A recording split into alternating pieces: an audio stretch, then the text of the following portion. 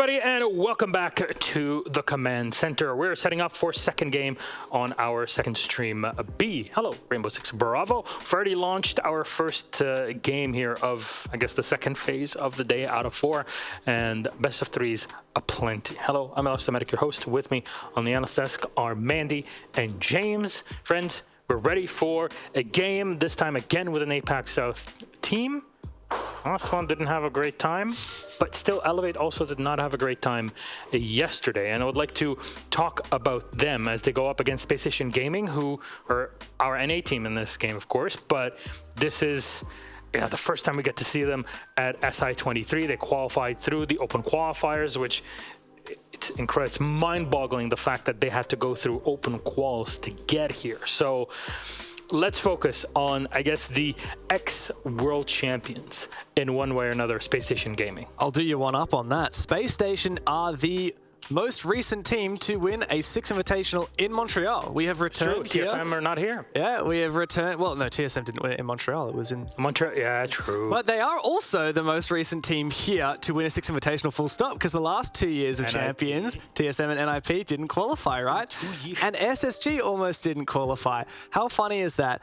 This is a team that's had a pretty turbulent year. They've had some ups and downs, but when they brought in Yeti quite some time ago, they really started to reinvent their roster. They started to find a bit of success, and it's really just been a slow, gradual trajectory from then on. They are the third lowest ranked team on SI points at this event, but I think some people hold some serious hope for them. Well, that's SSG. We have our hero shots, so you know the ex-world champs are back in town.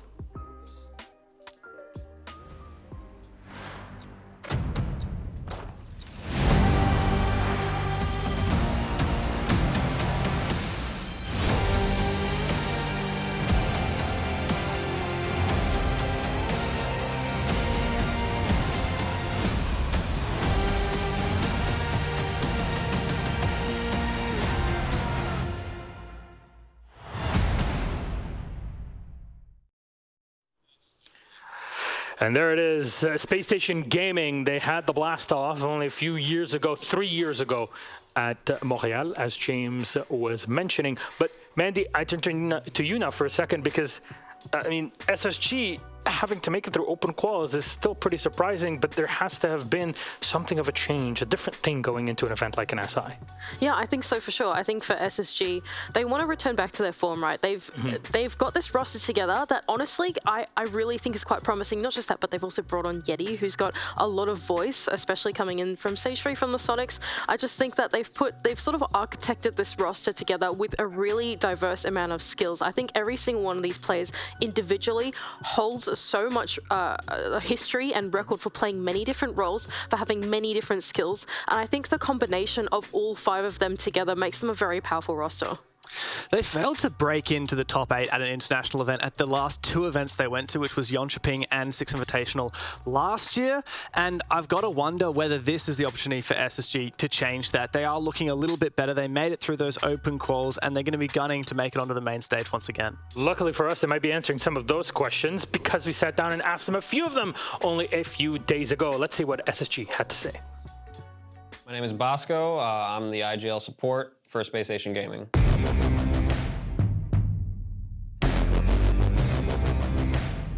We are in Group A. We have W7M, Elevate, Koi, and G2. Definitely feel like it's the group of death compared to other groups here. We have one of the top 2 LATAM teams, probably the best APAC team, but we're ready for all of them. The past year for Space Station's been pretty up and down, but I like to think that we're ending on an upward swing here, so we're ready for this event. In our group, we're definitely looking forward to playing W7M the most. We're very hungry for a rematch with those guys. We want to earn more of their respect. Last time we played them, we really didn't play like ourselves, and they just ran us over. So all of us are hungry to get back in there against those guys. I mean, our expectation as a team is to win it all. You know, regardless of the ups and downs we've had this year and how long we've had Yeti, we expect to win, we expect a deep run, and we're going to do everything to make that happen. To all the teams that are going up against us, definitely wish you guys the best of luck. Excited for all the matchups. However, do not underestimate us, regardless of the year we've had. We're here with the fire and ready to win.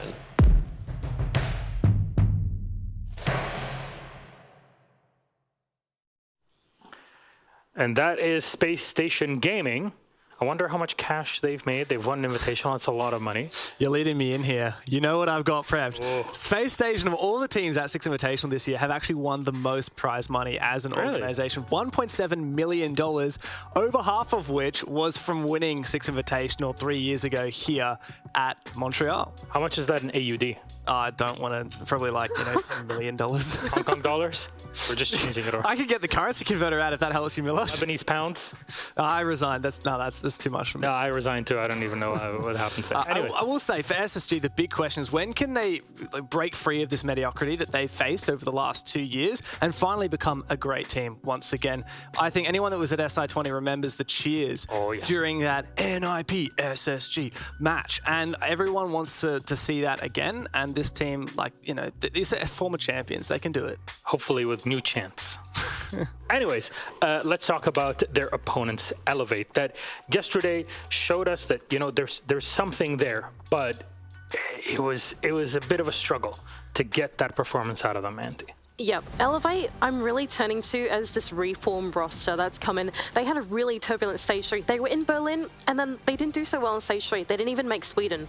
And now coming into this SI, they've had so many months to prep, to reform their entire map veto, all their strats. There's just a big revamp that has come through from the roster. Not only that, but since they've come back together as a 5-man, we've learned that they don't really have a sole IGL anymore. They push the calling between all 5 of them. And I think it goes to show the maturity of each of these 5 players through these last few months. Even though we haven't quite seen them yet, I'm sure that they're going to surprise us in the server.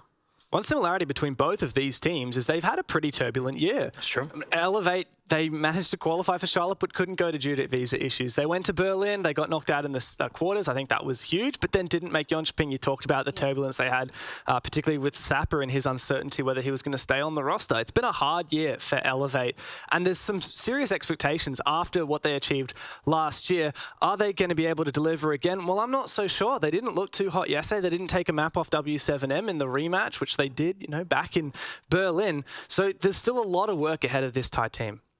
Oh, well, of course, in my opinion, the whole Charlotte situation was very heartbreaking for Elevate, but, it is how it is. It is. As the saying usually goes. But not bad of a performance either against W7M that everybody I've talked to here, these guys are probably top 3 in this tournament. We're looking at them. And, to be able to do 7-4, 7-4, it's not too bad for Elevate, but we are expecting more, especially today against SSG. That might be tough. Right, because, SSG haven't played yet. They have, maybe an ace up their sleeves after watching yesterday. They also, have Lycan with the squad, who's someone that's very well known for being very thorough when it comes to preparation for these sorts of things. So what is something that Elevate can really surprise Space Station in the game, Andy? I think for Elevate, a lot of their strategy and what we've seen coming from the last few months is going to be in their maps. Their veto phase has completely flipped on a 180 from what we saw in stage 3. And if only there was a way to visualize how these map ends would work. Do you reckon there's a way to do it? There would be. That would be fantastic. Thank you, production. Whoa, what is this? A new graphic? Who came up with this? Oh, me. Thank you very much. Oh, that's beautiful. Just to quickly touch on map veto strategy coming into this SI, prepping for best of 3s is a lot more challenging than prepping for best of 1s. You don't have your 4 bans anymore. You don't just have to learn 5 maps. You've got to learn much, much more. You need to learn 7 at minimum. Now, if you only learn 7, you have to auto-ban 2 of them immediately, which leaves you really vulnerable to being picked against. Elevate in these last few months have had this incredible turnaround for their map veto. In my opinion, there are 8 or 9 map pool team now. They only showed 6 maps back in stage 3, and that's absolutely nothing. In these last few months, they've been able to pick up Clubhouse. They've been able to pick up, what we're about to show in the map veto as well as one of their new maps too. And in that time, I think it's really allowed them to have that one extra flexible pick that they can ban against an opponent, as you can see in the 8 map pool line.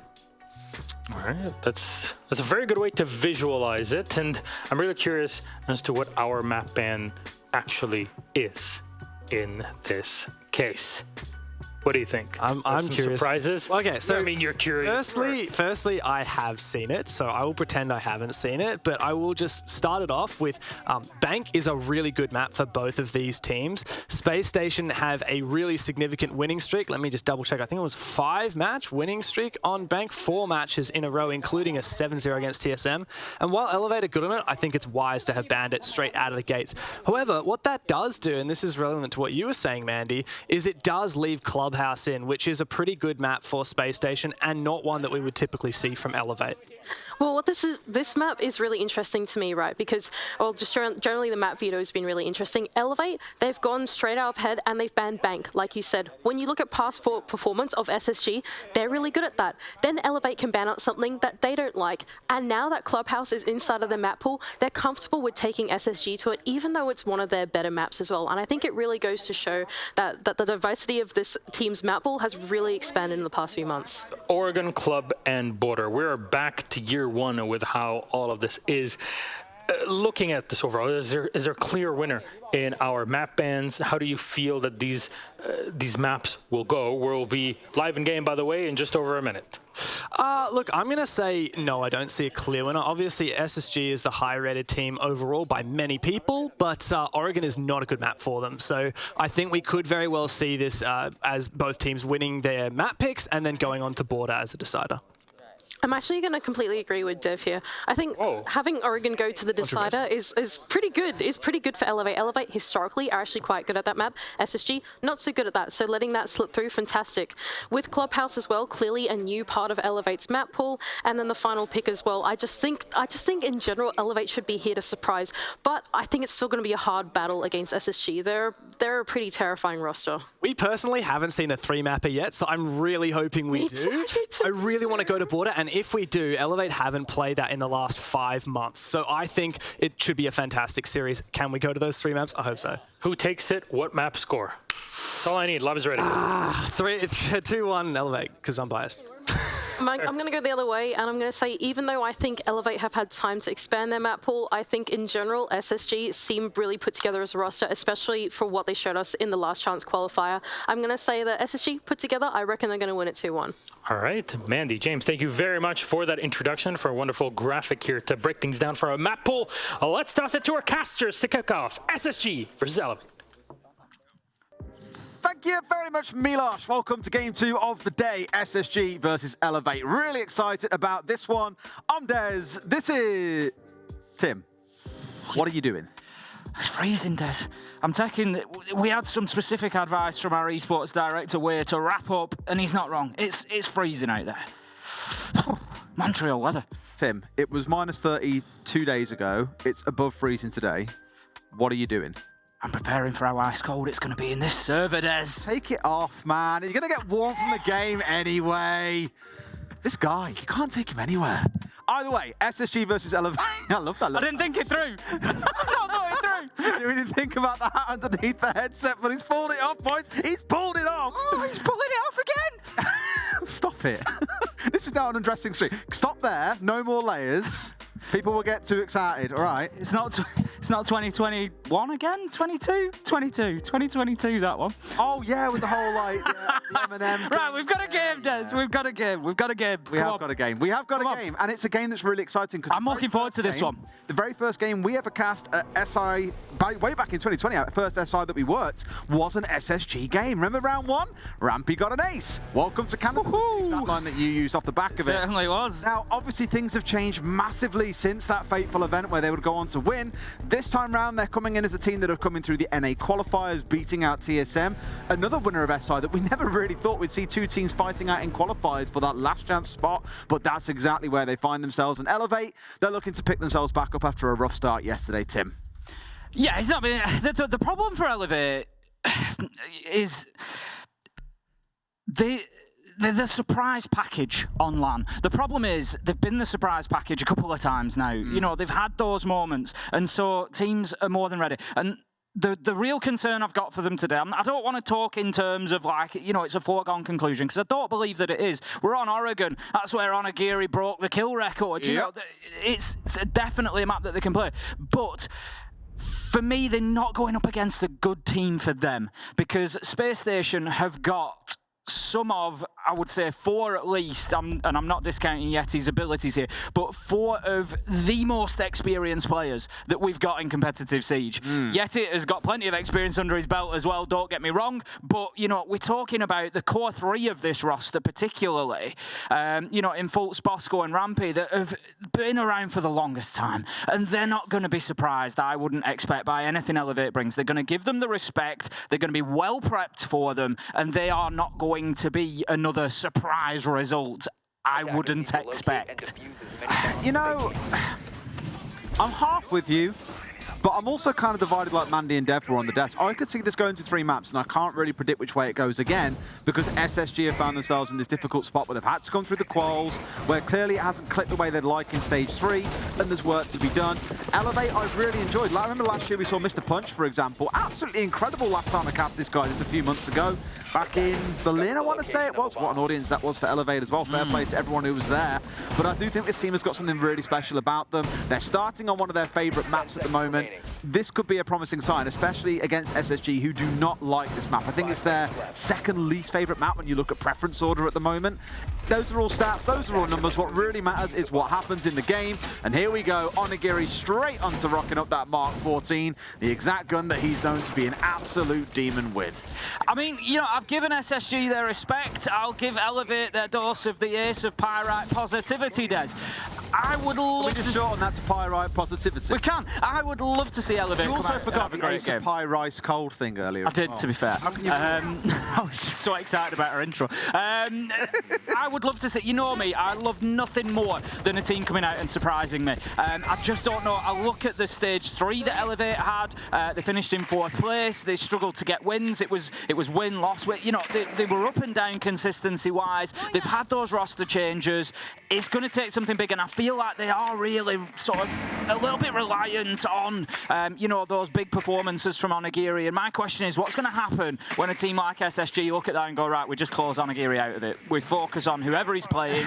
Is that it, Tim? Oh my God, Elevate have got to get you in as a coach, mate. If the answer is just shut down Onigiri, it's the way to go. It's certainly not the entire answer. Here we go. What Tapper's in, trying to look for a kill already straight away. A little hold here coming around, meeting itself. C4 over the top, but Hot and Cold's there at distance for support as well. A really cool hold coming out of SSG. 2 or 3 players all mobilized around Big Tower and inside the meeting itself. I mean, they find the early entry onto the Capital. Such a critical first operator to bring down as well, Tim. It is indeed, and it's smart play from SSG, where they've largely retired back to site now. They've got Fultz watching freezer stairs, but other than that, they're pretty much down there. They've got their kill. They're happy enough now to hold their angles and say to Elevate, right, come and break us down. What have you got? Because you're going to have to take the initiative now. And it's a nice little setup from SSG. 1 minute 10 left to go. No real progress for Elevate, Des. They're only just starting to think about hatches and whatnot. You've still got somebody at bottom of stairs. Rampy's being allowed to play on the alibi there, and it's just going to be a last-minute rush. The smokes are gone. The Candelas are down. They've burnt them all looking towards Big Tower here, which means this drop's going to be really risky. Coming in from Mark, who's got that diffuser in back pocket on the Hibana. He may well get into spot, but then there's also 2 cap cans waiting on the other side of the site door, which only makes this more and more risky. It feels like they've kind of shortchanged themselves a little bit here. SSG playing super passive and just saying, look, if you want to come and have a go, then please do, because we know that we can take you down. And there it is. Run straight into the 2 cap cans. They lose one on elbow. Elevate here, it's crumbling before they even got to look at the site. There's 2 left standing, and this one feels, Tim, like an SSG round. 25 seconds left to go. Mark manages to take down Hot and Cold. There's an opportunity here, but no! Shut down in highway. Yeti's going to get that kill, and it leaves Onigiri, the man himself, with a lot of work to do. 1 versus 3, 15 seconds left to go. It's very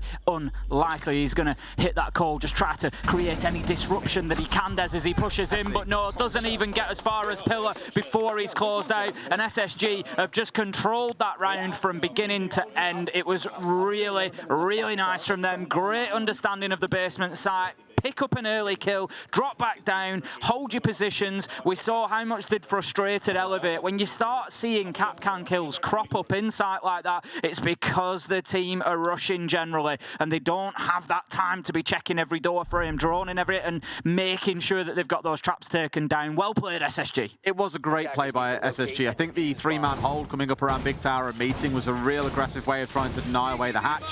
And as you saw, it got him that entry. But I can't help but feel a lot of that was really really lost on Elevate's choices. They lost the first man and had to rotate the Ying over to playing on Big Tower stairs. You really want those smokes and those candelas to get you safely down through the drop and working your way forwards. By the time it came around to the drop coming in, they had one smoke and one candela still left on side. One of those was also just thrown out randomly in spawn. I think it was out towards construction. I don't know if it was a mispress or if Punch was just trying to bait that they were going in through construction side. I don't know, but it didn't feel very together coming out of Elevate. Admittedly, a little bit strapped once they lost the Capital, because you really wanted those smokes and those firebolts to assist in the drop and the execute, but SSG read that like a book, as you saw as well. Those two Capcans doing all the work they needed. So there is improvement needed for Elevate going into round 2. A very similar lineup, in fact, an exactly identical one coming in here for a different site as we head up onto that second floor, Tim. We do. We're going to have the Capcan traps knocking about again, the EDDs, and we've seen the lethality of them potentially in the first round, and it's something that Elevate are going to have to pay attention to, because the thing is here, they're up against a team that, even in round 1, they look like they're ready for the fight here. They look like they're up for it, and if you're going up against an SSG team like that, you can't give them anything for free. You can't be going in there even in half health because you've tripped one Capcan trap. You know, you've got to be on it, and you've got to make sure that you're clearing those devices out. Now, DCH is going to be holding angles, just waiting for any potential peaks. Elevate looking a little bit concerned here, Des. There's windows that are opened, and it's, don't get me wrong, good that they're paying attention to them, but you've got 2-3 guns all trained at them, and we're a minute into the round. Can we take a quick look at Trophy, please, Observer, as well? I'm curious to know exactly what other utilities in there. Is it ADSs there, or is it just the magnets? It was just the magnets, cool. In fact, no, there's an ADS there as well. So they've thrown 4 flashes through, burnt through 1 magnet, and in the process, 3 flashes have gone off, and they've not done anything off the back of it. No nade has followed through to clear out anything in there that's now exposed. So that ADS is going to recharge that's inside a Trophy. They'll have to reburn through that again, and they have no flashes left on side. Not 100% sure how I feel about that one, boys.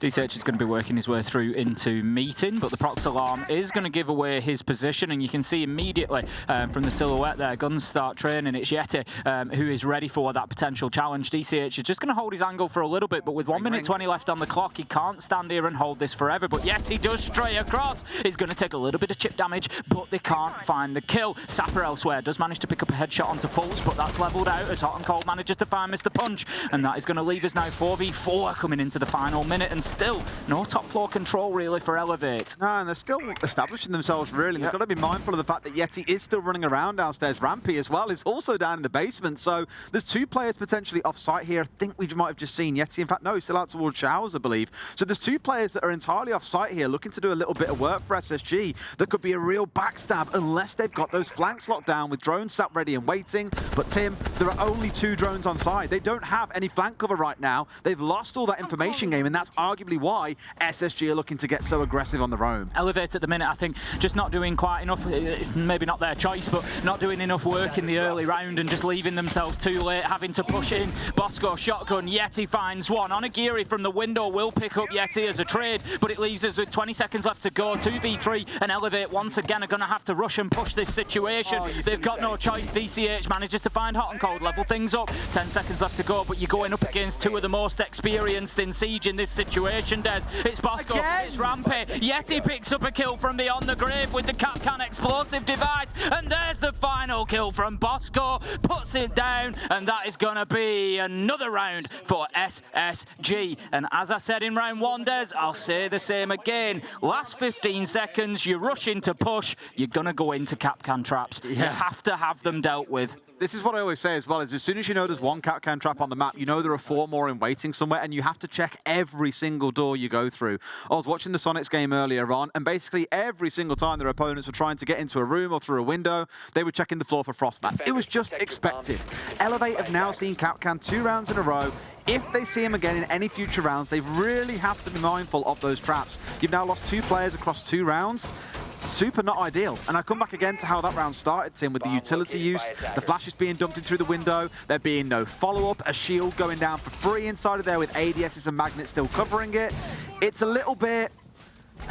It's not super well thought out by Elevate is the best way I can describe it. And I don't really want to like flame them or go super hard on them here, but there are some really questionable decisions that is making this far easier for SSG than it really should be at an event like SI. I think there's a combination of things happening. I think you're absolutely right there. I think also the SSG are setting up very well. They are winning gunfights, and I think to a degree it's not necessarily about Elevate winning rounds as much as SSG winning them as well. You know, I won't be too critical on Elevate when I say they haven't got into the map. They're not established. There's only a minute to go. It's because of what they're facing up to. It's what, you know, it's what they're trying to break down. They just can't find those cracks. They can't find those ways in, and it is a tough one for them. It's like a seesaw, right? Do you say one side's losing or the other side's winning? Exactly that. I honestly think there's a mix of both. SSG are playing this to the letter. They're getting out on their own when they're realizing basically all drones are gone. They're doing that sort of thing really smartly. But there's also Elevate here, whiffing away utility, pushing into random spots. You had 2 players looking at site, for example, whilst one was still trying to work their way around showers. Just little things like that weren't really fully put together, so it's a bit of both, 50-50 I'd say right now, and we'll see across the next couple of rounds if Elevate can warm into it. If they lose this round, I would really hope to see a timeout just to reset things here and get things back on the wagon, because it has been painful so far. Onagiri just peppering a few shots through the soft wall there, actually nearly finds his man, but I think just a couple of millimetres to one side will save Yeti's life. Hot and cold, just with a very nice, as you say, keep a barricade there that he's going to play from behind, deep on the benches. They know that Yeti's in position, so they're using the tools that they've got well. There's in goes the nade. Yeti tries to get away, but can't, and that is a beautiful visual that we had of that play as well. Onagiri taking a lot of damage from the impact nade though, and Hot and Cold, he just dips himself back, spraying as he goes and taking hit points with him. We have seen this so many times, this push coming in through the meeting wall with the Ossa, having shields around. Bosco trying to creep his way up green, but Mr. Punch says hell no. Shuts down both him and Fultz, finds 2 kills, Mark into another, and it does look like finally Elevate will get on the board. Direct to site, bring the Ossa as the primary plant tool that you need, and they've managed to make this nice and simple for themselves and get a flawless round. A massive turnaround after those first 2. Nicely played from Elevate there. Bosco and Fultz, you know, making a big attempt to get themselves up the green. It's one of those plays, you roll the dice, if it comes off, you've won the round. Yep. It didn't. Mr. Punch was there, he gave them the 1-2 punch, he said absolutely not today, and managed to get himself 2, easy as that, there you go. And it really just, the rest of the defence crumbled at that point. You know, we were down to low numbers, and it was a good win for Elevate to put themselves on the board. But looking at the way things have gone, you know, if we rinse and repeat that, we get a 4-2 half for SSG. Honestly, I wouldn't put it past SSG to win that 3rd site at the 2nd time of trying. So I still think there's serious work for Elevate to do here, because we're coming into sites now with basement, with top floor, where Elevate haven't really been close at all. So it's not that they need a small adjustment. You know, they need to be changing things big style and quickly. Yeah, I mean, equally SSG are looking to do something similar here, although the Goyo still being retained and used for that stall tactic coming out of the Vulcan canisters. There are no cap cans on side this time, though Castle, as we all know, can be such a massive transformer of sites. Being able to lock off certain lines of sight, making it risky to get up close and destroy them unless you have some range destruction. Really here, you're looking at the sledge of Sapper to be the one that's going to get through and do it. I like the last second change away to the Hibana as well. You kind of expect that for this site because the hatches are there to deal with. Even opened up here already by SSG, so by the looks of it, Tim, they want to play up and around meeting again, try and cause some trouble. Fultz also getting locked down around kitchen and security. That's pretty staple, to be fair, for this site. And DCH is in, blowing up a couple of those Vulcan canisters already. Elevate need to keep themselves alive for the first minute. That was one of the big problems that they faced last time. They got hit with, I think it was an early nitro that took one of them down within the first minute, and it really did put them on the back foot. Now, what is Fultz doing? He's just on a little lurk there. He's just holding his position, waiting for the opportunity, and I love to see it. If he pops around Classroom here, he could really teach them a lesson, Des, because there's 2 of them looking to push in. We've got Sapper and Onagiri coming in from the garage side of things. Now, Fultz is going to drop back to his position. He doesn't want to over-aggress that, which is fair enough. He was the one holding Freezer Stairs previously, and he's gone back into that. But it's also good from Elevate that they've forced him to do that, and this is how they need to do it. Take control of the map and build from there. See, I've looked at this as the round has gone on, and I really feel like they could try and do a direct sight here and get south side control really quick. There's a player inside of Cubby, but that's about as far as it's gone when it comes to SSG's present on site. They're trying to be busy off the sites itself, which is great for teams that want to play into that. But at the minute, Elevate have got 3 or 4 players stacked up on the south side, and I'm thinking, hey, if they're committing 3 or 4 heads up towards top side, just hit the site. There's not actually that much down there to stop you as long as you know what utility needs to be used. Now you can see 4 of them getting ready. They're still trying to challenge, but again, boys, I'd really challenge you here and say, let's think about, okay, it's too late now because they've already pulled down. 30 seconds ago, a direct site hit could have been the answer. There's going to be a couple of gunfights that are very important. I'd expect them to be happening in the next 45 seconds or so, and that's going to be when the initial challenges start coming in from Elevate. We can see we've got all of SSG now turtled on site, all within a very small radius of each other. So, Elevate, this is your opportunity. You've got them surrounded. You've cleared the utility you want to clear. It's time to push and win gunfights. There's no other way to win rounds, and how those first few go are going to be very important. No drones again, though, Tim. They're down to 3. One of those is in the back pocket of Onigiri as well, so they don't have much information on site. So all these drones that have been burnt, figuring out what's going on upstairs, are now no longer available for the actual site here. They're very much going in blind, and that's what makes me nervous. They've got to make this work whilst praying they don't get swung from every possible location the second they try to do something. Hot and Cold is still controlling elbow as well here, Des. Mr. Punch, he keeps prodding and poking from bunker, but there's going to be no way in. He's got a Hot and Cold sat behind a shield, I think. He's got Vector in hand, and he's ready to cut him down. So that's at least one of the angles. There you go. Look at that absolutely disgusting little angle. DCH is going to take damage there, and here comes that last second push again. 20 seconds, Yeti gets one, gets so excited he finds himself another impulse. I'm not sure how much it's going to matter though. Mark manages to get Rampy, 13 seconds left to go. It leaves us in a 4 versus 3. Elevate have numbers, but not for long as Bosco headshot onto DCH. We've got kills going in both directions. Mark gets in, might just get this diffuser down, but no, Yeti, he steps out with an important kill, and once again, SSG, they just show they are in full control of the basement. Dear ground for Yeti as well. Three kills playing around deep freezer there. Great spot to be in, and does the business that SSG need. I will give to Elevate though, given they had nothing it was better for them with 60 seconds to go. Sure, helped out a little bit by the TK, but they managed to almost pull something together there at the very end, but just couldn't quite get it in the end. You saw, for example, when Mark stepped down and looked down highway and got himself the first kill, he was having to check every single corner, every doorway in case there was a player there. Just hindered slightly by the fact they had no drones, no information, everything was being done kind of ad-lib, figuring it out as they went along.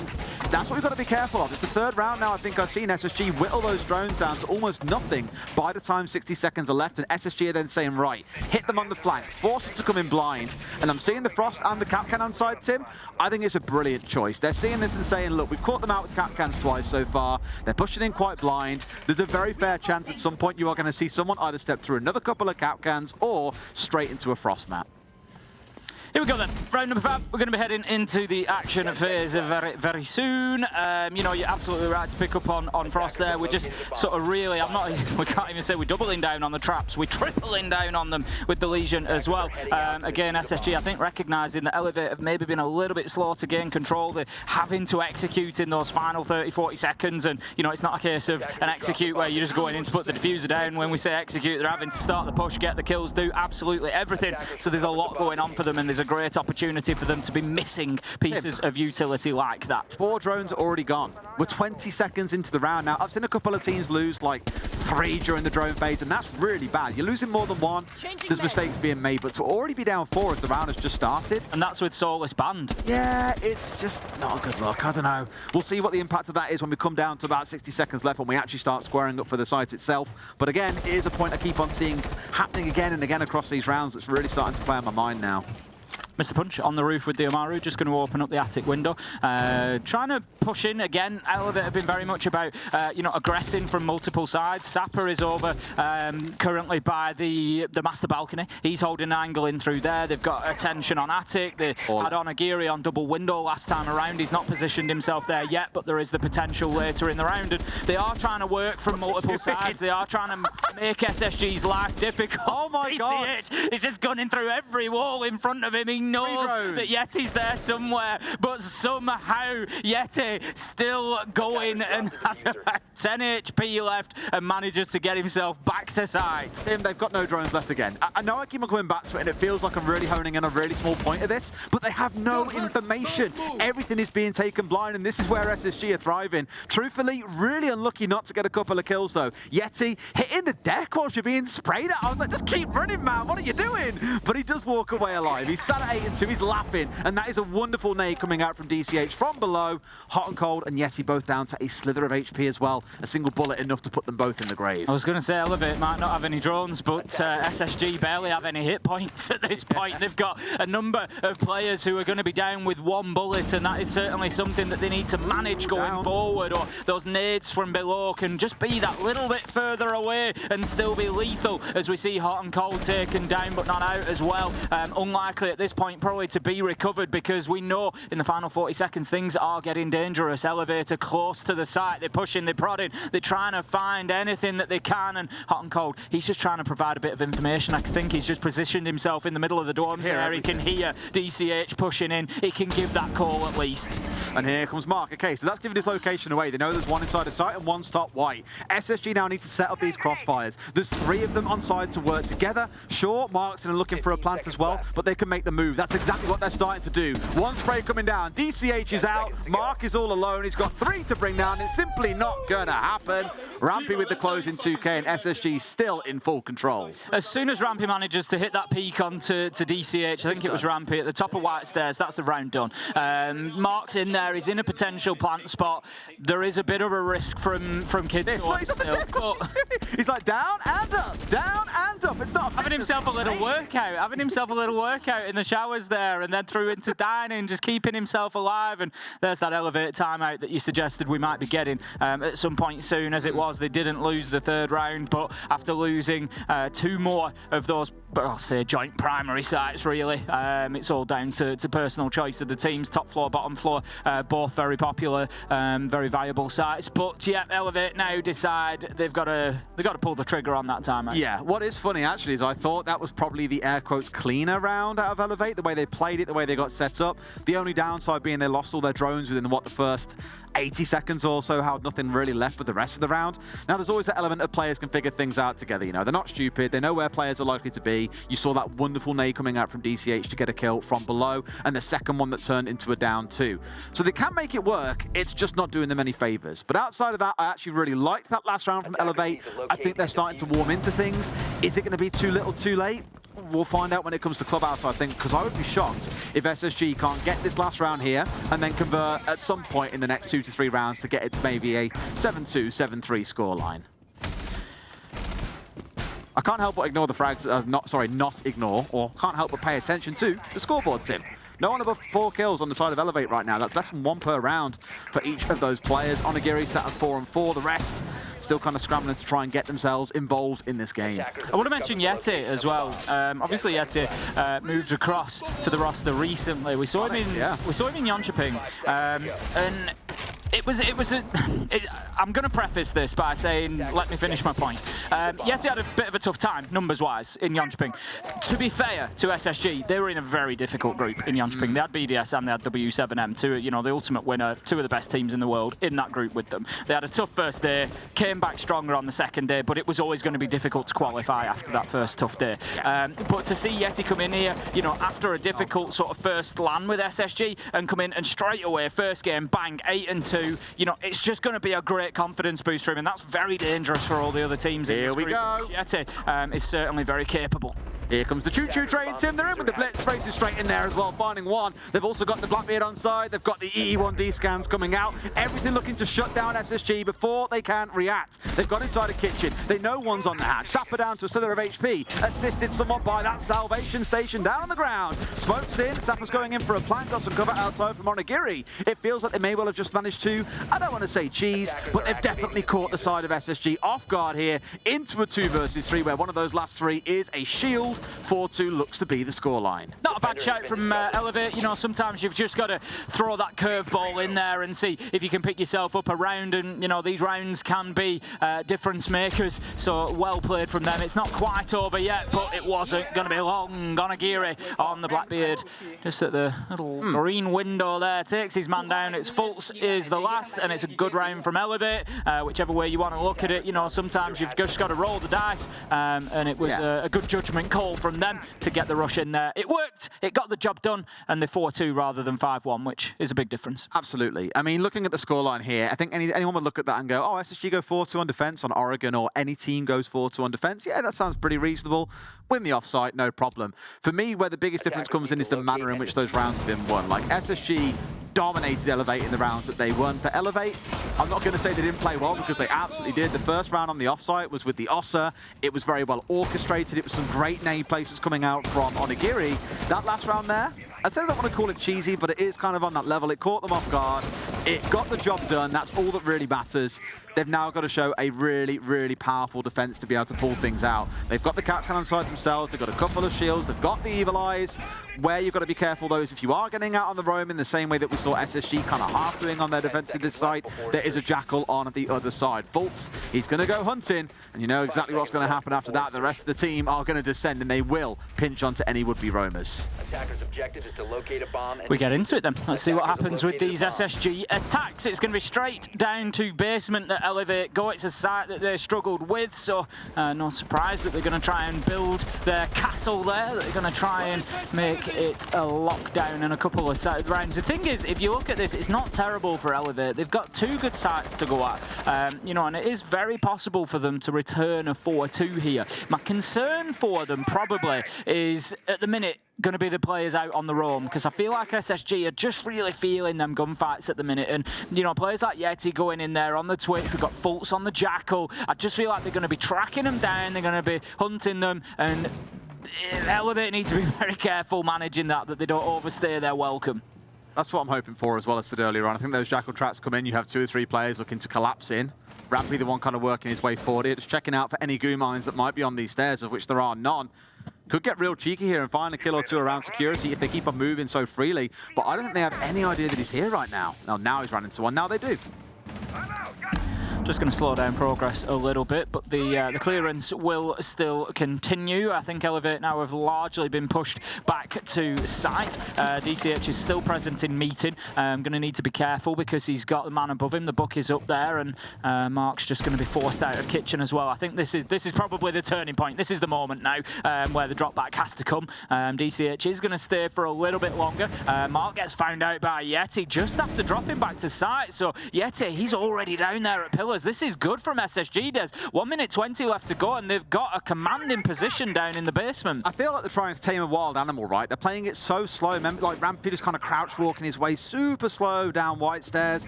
Oh, Sapper, look towards your left, but I think there's some walking across the top. In fact, no, it was out in the hallway. Caught me out on that one. Dronus in him out. He's back down in the kitchen.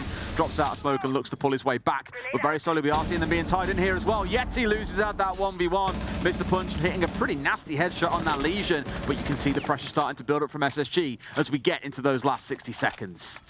It's going to come down to Onigiri to try and hold down from elbow, and he's still got his shield, he's still got his utility, so not the end of the world, but SSG, they're feeling pretty comfortable, I think. They've got them surrounded, they've got the laundry, they've got the pillar presence, and they can start looking to apply pressure. Bosco's going to deliver the diffuser down those laundry stairs, so it looks like the push-in is going to come from that location as they try to get in and start getting the diffuser down. Fultz is leading the way, first of all. What a beauty from Sapper. Onigiri finds one from elbow as well, and all of a sudden it's a 4 versus 2. Bosco and Hot and Cold, and Bosco has the diffuser, but he's out in the cold all alone, really. No support on that side of the map. He tries to do his best, but shut down by DCH. Diffuser down cold, and it's a matter of time until Elevate win their first defense.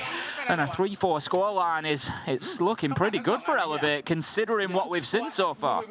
Felt like it started to crumble there at the end for SSG. They started the round so well, you know, Elevate also moving in shape with what it was SSG were doing, just taking step backs, you know, moving back onto site, getting themselves re-established, and just not looking to lose anyone in a really silly way, which is great. They realized the Jackal was there, didn't take any risks, spot on kind of stuff. For SSG, the first smoke came out a little bit misplaced. I think it must have bounced, for example, off the archway above the door that then impeded their path forward. They got one a bit deeper, but you really needed that second smoke to go down inside a highway to stop any pushes coming through. But they were also completely unaware of the player that was sat behind the bomb site inside of Laundry. So although he didn't step out and kill 2 players as they were coming up through Laundry side, he did get a freebie inside of Freezer. That removed all pressure on that side of the map, and SSG's attack just lost a lot of its backbone from there. So really good defense by Elevate. SSG got to be a little bit sharper in those final 90 seconds. You start so well, but it's about completing too.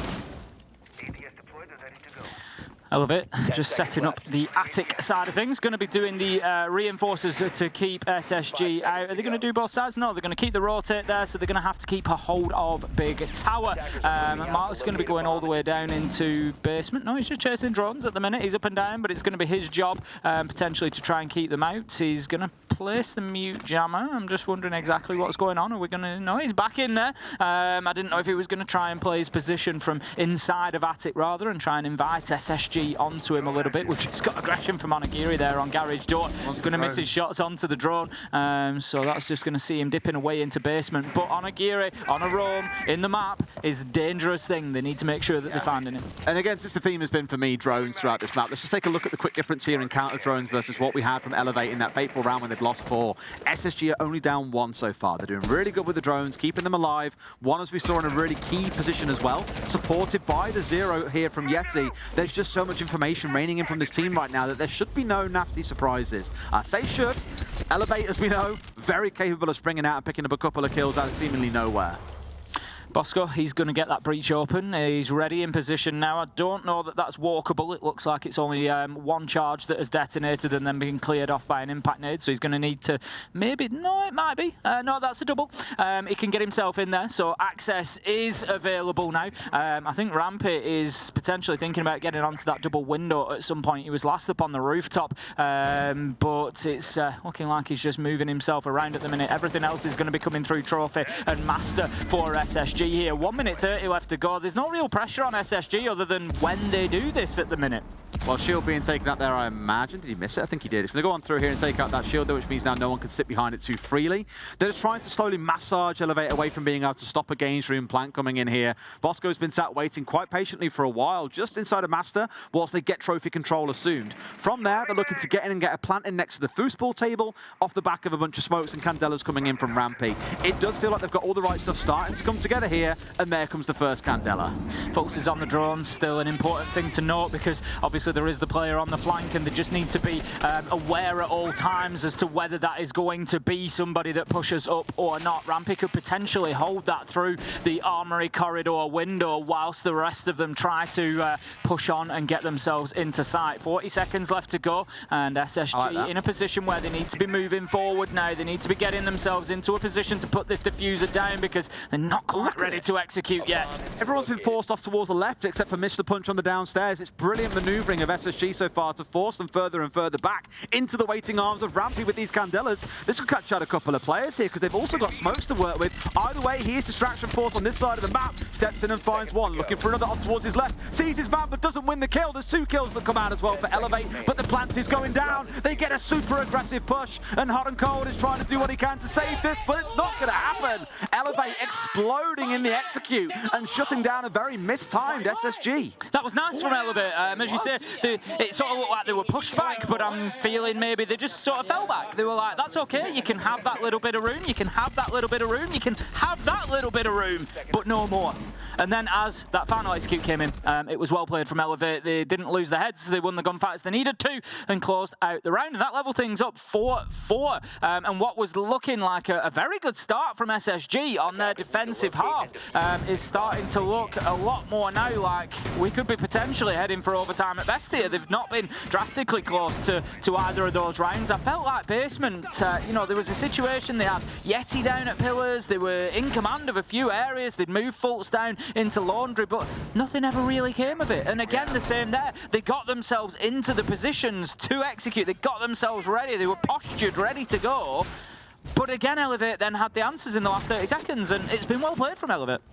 Again, I'll give it. I think SSG, again, in the very start of the rounds, leading up to the point of the execute itself, are brilliant. Yeah.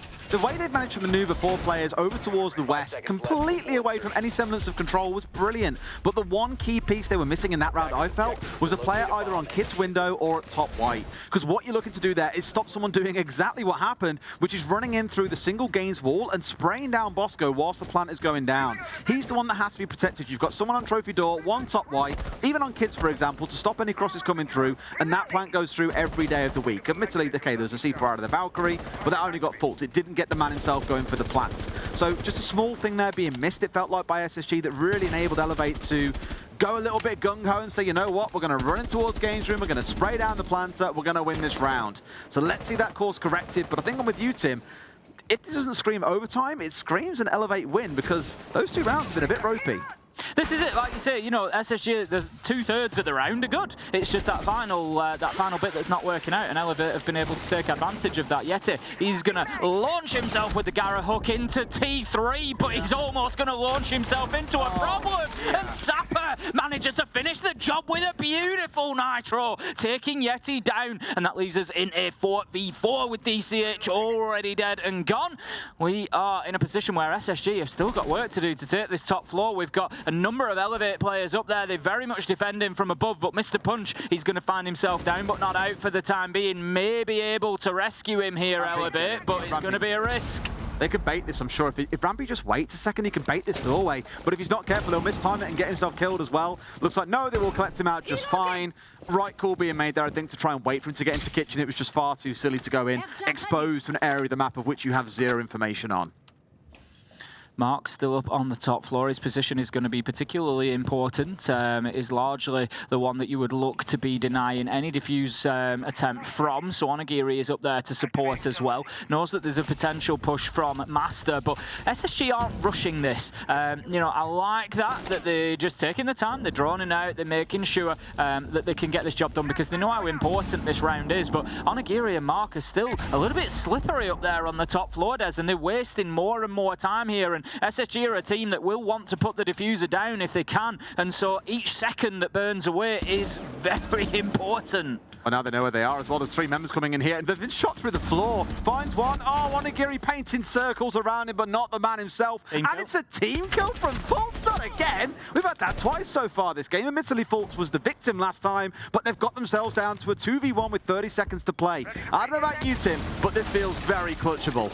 It certainly does. Sapper's down there. He's got the shotgun, but no, he's going to run into the vertical angle. Bosco waiting and just closes him out when the round goes with it. And I tell you what, it just starts screaming overtime. Each team only able to win attacks onto that tertiary site choice, but big moments for Elevate coming now. 5-4 down, the motivation surely there for SSG to get one of these primary sites locked out and at least try and make the difference. The problem is for SSG now, if they win basement or if they win top floor, they kind of got to win it twice because they're not going to then see that third choice site. So, you know, they're going to see a repeat of one of those primary sites. The way I look at it is both teams have lacked on the primary sites, right, on this map. I think whether it's the end products, ironically, it's almost opposite problems, right? Elevate kind of pulling rounds out of almost nowhere. It felt like or getting close to pulling them out of nowhere despite having a poor start. SSG having a great start but not being able to complete. They've both got opposite issues right now. But it's always on these primary sites, on the downstairs and on the upstairs, where the attackers simply aren't able to win. We've got one last quarter of regulation, as I call it, these 3 rounds to play out, in which we need to see SSG win either this site or the next one and then go on to win the offsite as well. Because neither team has been able to defend that offsite so far, admittedly in very different styles, but I just think the key, again, is getting one of those primary sites won. Interesting to note, you know, obviously we talk about the strength of SSG in the beginning of the rounds, Des. At the minute, the 9 rounds that we've seen so far, it's actually 7-2 on entry to SSG. They are quite consistently... Exactly that. They are quite consistently picking up those entry kills. All 3 attacking rounds so far, they have had the entry kill, but have been unable to shut those rounds down, and that's going to be something that might just come back to haunt them if they end up losing this map. Elevate, you know, doing a very good job of fighting from behind. So back in basement we go for round 10. It's going to be Elevate still on the defense now until the end of regulation, of course, and they are largely back to site. There's 4 of them down there that I can see. Fultz is looking on the Jackal to try and track down anybody that he can, but there's not going to be too many of them there to find, I don't think. No, it looks like it knows to begin with at least. So again, I mean, Elevate have always played quite passive, I feel, here, really. The most aggressive we've seen, really, is DCH being up inside T3. But they have dropped away inside about 90 seconds. In the last round, we saw them play this. They don't want to get involved in gunfights, really, more try and do exactly what SSG did, which is pick away at the drones, slow down the attackers a little bit, force them to waste a bit of time, so when the execute does come in, there's even less time for them to work with. Yeti just going to push into rear stage stairs. Beautiful nade, almost takes out Mark and DCH, but both both somehow managed to escape with their lives, but that is certainly not ideal for Elevate. Not only have they lost the position, not only have they lost rear stage stairs and almost pillar, but they've got 2 defenders now on very, very low health and easily taken out. So they need to be very aware, you know, potentially thinking it's difficult to move his army away from pillars because obviously the Kiba barricades can be important in keeping and holding that position, but on such low health, it's very, very dangerous. It is. Into that last 60 seconds then, and this is where again SSG have got to start pulling things together here. This is where they fell every single time they've tried so far when it comes to these last 60 seconds, 30 seconds, whatever it might be, they've tried to move forward with a couple of players that look easy enough to pick off. Mark is a lucky man. He's down to literally 1 HP, Tim. Could have been finished off, but is still here. And I think we saw in a couple of our games yesterday, players on 5 HP walking away with 2Ks in the close. It's not enough. Just remember Mark's health come the end of this, and you know how well Elevate might just have used those remaining hit points, because he's burning time after time after time, second after second from pillars where SSG can't get in there. Sapper manages to get Yeti. Mark finally taken out, and here comes that SSG collapse. 1 kill, 2 kills, 3 kills. Rampy with the last of them, and it's all up to Sapper now. 1v4, and surely this is the attack on a primary site that SSG managed to take. Out goes the Toxic Babe, gives away his location. He's going to try and knock out that Kiba barricade, but no, his position is given away to Hot and Cold, who is able to close out the round, and SSG finally get themselves on to that map point. And as I said earlier on, I think breaking one of those 2 primary sites was the key. That should be what turns this around. They can probably lose this next round and feel very comfortable going into the final one, the 12th, that will be most likely on... Well, I say actually, no, it probably wouldn't. Elevate, I'd imagine, wouldn't choose to go the off-site. They'd replay the downstairs again. But SSG, having just won that site, will feel very confident going into it. Either way, it's screaming alarm bells for Elevate right now on their map pick. It is, you know, and they can probably feel a little bit hard done to. You know, they've played their defense pretty well. They've frustrated SSG on the whole. They've made it difficult for them. They've done everything they can realistically. But this is, if you remember at the beginning of this map, I said about SSG, this is a roster with an awful lot of experience. They're not the sort of players, you know, that are going to panic, that are going to think that, you know, they're in a problem, that they're in a bad situation. They're going to find a way, and that's what SSG have just done there. They win that round, and they know now there's blood in the water. They can smell it, and for me, they're the sort of team that will close out this map. Let's see if they can get there then. This is that time to do it and then move on to Club and show what you can do. Looking at the Pulse on side alongside the Valkyrie from Elevate feels a lot more intel like leaning than it was previously. We've seen interestingly the Jaeger and the Wamai coming up quite a lot for both teams on the defensive side, but we've seen Valkyrie once or twice, not seen the Pulse really coming through either for either of them. So what I like about it here is again feeding in with the C4s, and then that we've seen Elevate generally avoid playing throughout the half so far. I think I've seen maybe 1 max. They've then had a bunch of impacts and barbs to go along with it as well. So really I'm leaning in towards seeing that explosive utility being used correctly off the back of the information to determine whether or not they come out on top in this round. So SSG need to be aware of what Elevate did here last time around. They were forced back deep into site, but this is a site that I've often said is like a... Most sites are, to be fair, but there's a real element of like an onion defense here. You're breaking down those layers, but the core of it is particularly difficult. If you're going in the last 20, 30 seconds and you've still got 3 or 4 players alive and they're playing in and around, you know, the main dorms area, the double window kids dorms, if that's their sort of stronghold, it can be very, very difficult to break down, as SSG found last time around. So this time, they've got to make sure that they're doing something. Rampy, he had that presence on double window last time around, needs to be there, needs to be making sure that they can't hold on to that area. If they're going to force them anywhere, they need to scatter them really more than consolidate them into those 2 rooms. Well, hopefully what you're looking at with the Dukabi on side is that it becomes easy to consolidate them into 1 or 2 rooms, just slowly kind of boxing them in, as they've already shown they can do when they're attacking onto the top floor. Feels like a similar story, but have they dealt with Onigiri? The answer right now is no. There's one working out towards Showers, which could be a little bit nasty to try and face down into. And with the information being provided again by the Valkyrie and by the Pulse, that's exactly what they're looking for. We've got Rampy currently working across from Showers. He's trying to go for that clearance. But like you say, with, you know, potential Onigiri, with potential Pulse, Sapper out in the map, it could make it very, very dangerous to do so. But SSG seem to have a good handle on what's going on here. Hotton's going to go downstairs and just try to support his man, Bosco. Just getting into a little gunfight there. Sapper removed, and well played from SSG. Another entry kill for them. Wasn't quite a trade, but it was very much bait play coming out from Fultz as well, just bringing him down low, forcing that mag down to empty and hot and cold swings for the one of the 5 critical kills they need to round out this map. Onigiri looking to get busy here, but the patience being shown by Bosco. He's been lurking out towards showers the entire time, not really moving forwards and waiting for Onigiri to move. His patience is rewarded after 2 minutes as he brings down one of the key men on this Elevate side. 3 left standing and 4 for SSG. Right, SSG have done the bit well that we know that they can do well. They've done the first 2 minutes. They've got those kills. They're 4 versus 3. Now, can they do that last second execute? 15 seconds left to go, and they're going to have to get themselves moving towards site. At the minute, they're still chasing shadows. They know there's players on the flank. They haven't dealt with Mr. Punch. They're going to have to ignore him. They've no choice here but to try and push through the smoke, and I think they've just dedicated a little bit too much time to that bottom floor, Des, as it starts coming in. There's 1 player left alive, yet he's somehow in there able to get the diffuser down and extend the clock. It's 2v1. Mr. Punch, he's got to do it now. He's moving around. He's into kids. He's got to find his men. Gotta try and find him as best he can, but he looked for the wrong spot. He assumed the plant was going down in games. That's a critical team call error that has cost them the round and cost them the map.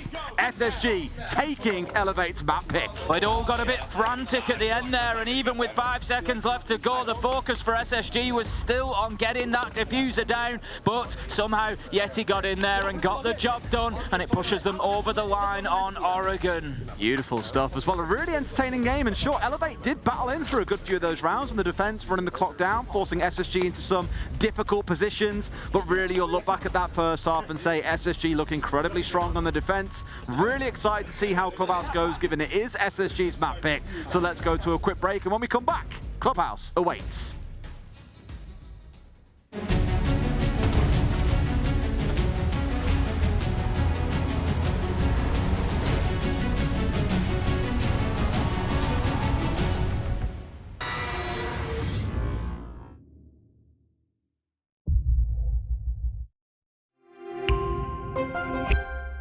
I'm Nicholas Mortensen, but you know me as Pingu. I'm a 2-time Rainbow Six Siege World Champion and former top Rainbow Six Siege player in Pro League.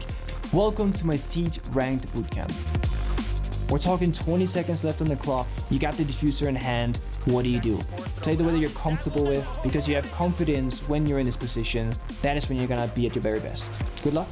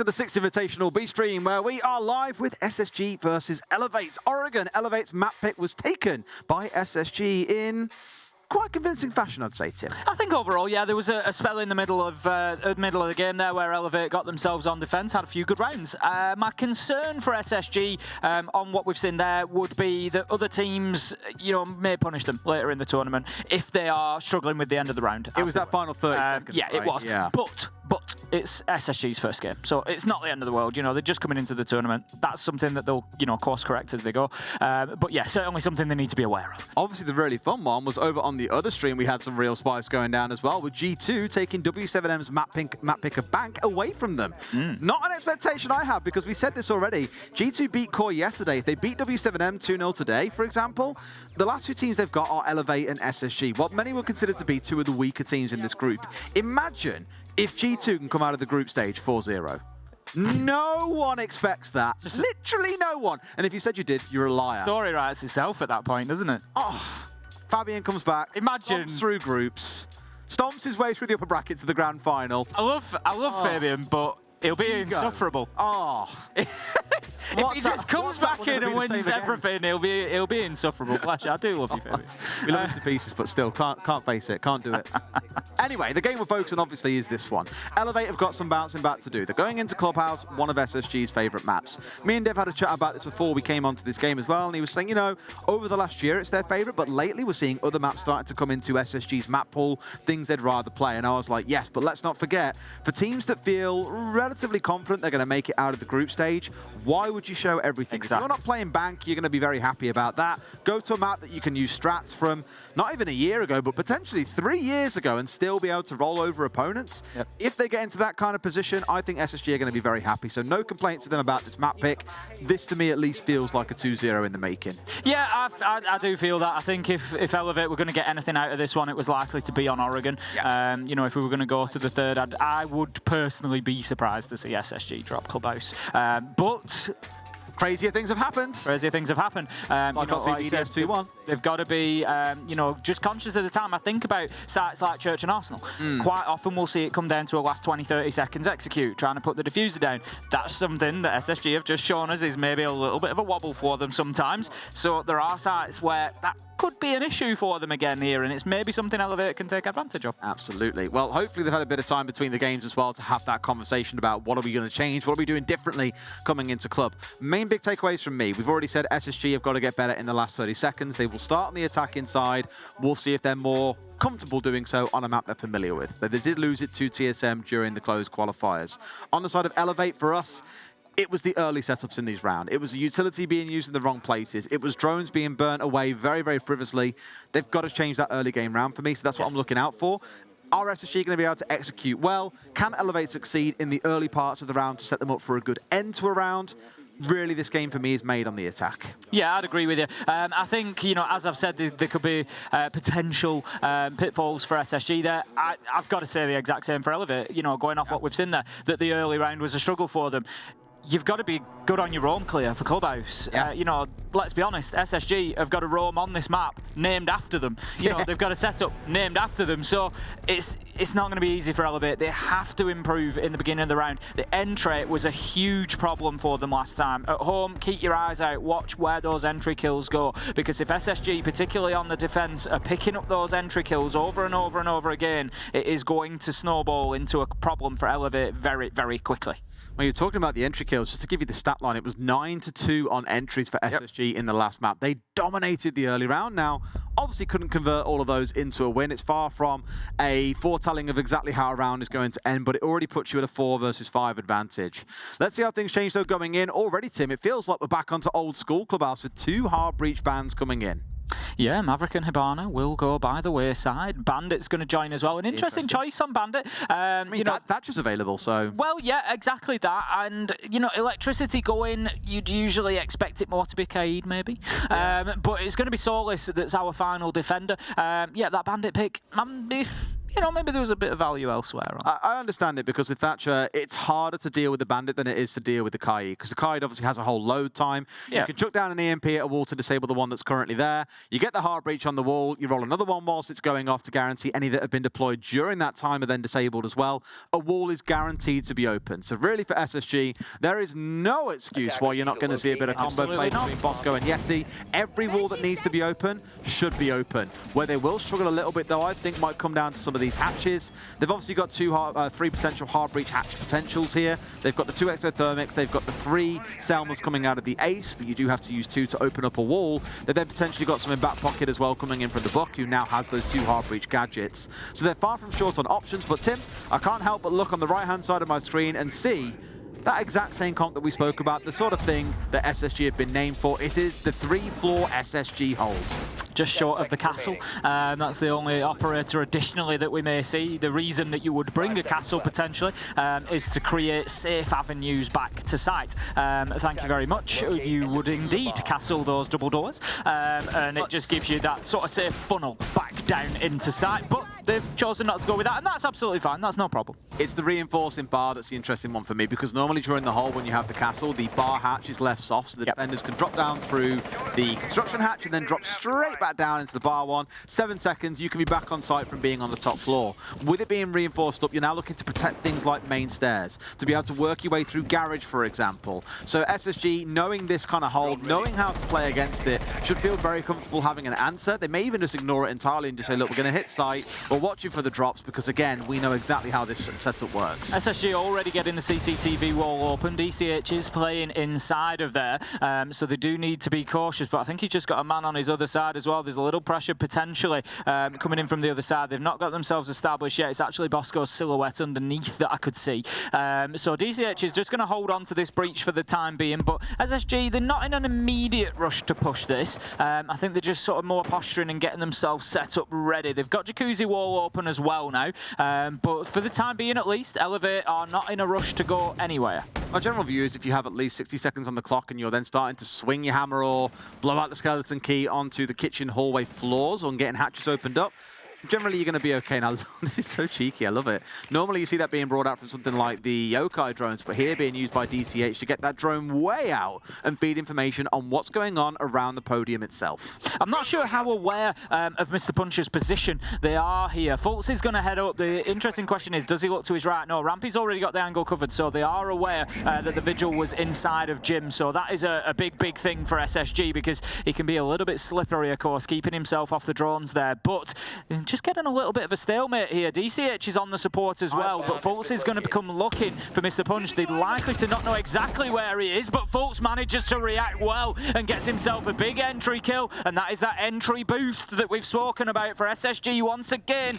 and DCH is rattled as he looks like he's on his way out of there. 10-2 on entries now across this series so far. Real dominance in the early round from SSG, but again, Tim, I always like the context around those kind of stats, because here, sure, they've got the entry kill, but Elevate have burnt through 2 minutes on the clock. Sure, you know that they were upstairs, but they haven't pushed them really with any particular pace, and now they might find themselves in a bit of a panic to get this one closed out. They've got the kitchen control, so they are kind of ready to get this underway, but my God, is it going to be scrappy in the dying 10 seconds. And you know that SSG are going to be playing to get that diffuser down, so they really need to think about getting down there soon, because you've always got to give yourself a second roll of the dice. Out comes the Nitro unsuccessfully. Hotter manages to find Onigiri, but there's 2 kills, 3 kills come back for Elevate, and they fought their way back into this round. Rampy has diffuser in hand, but that's about all he's got going for him right now. It's 1 versus 3. There's not a chance of a plant, and he's not going to manage to get any of the kills that he needs, and that's going to be the first round to Elevate. And interestingly, Des, if you remember coming into this one, I picked out one site in particular that I was concerned about SSG on the attack, and it was Church and Arsenal, and it was about running out of time, and I think we've just seen there a last-second push that caused them a problem. Too much time spent clearing those roamers. It's inexcusable. Again, when you're the ones that have designed this strategy as well, you should know how to play into it. But Rush dirt.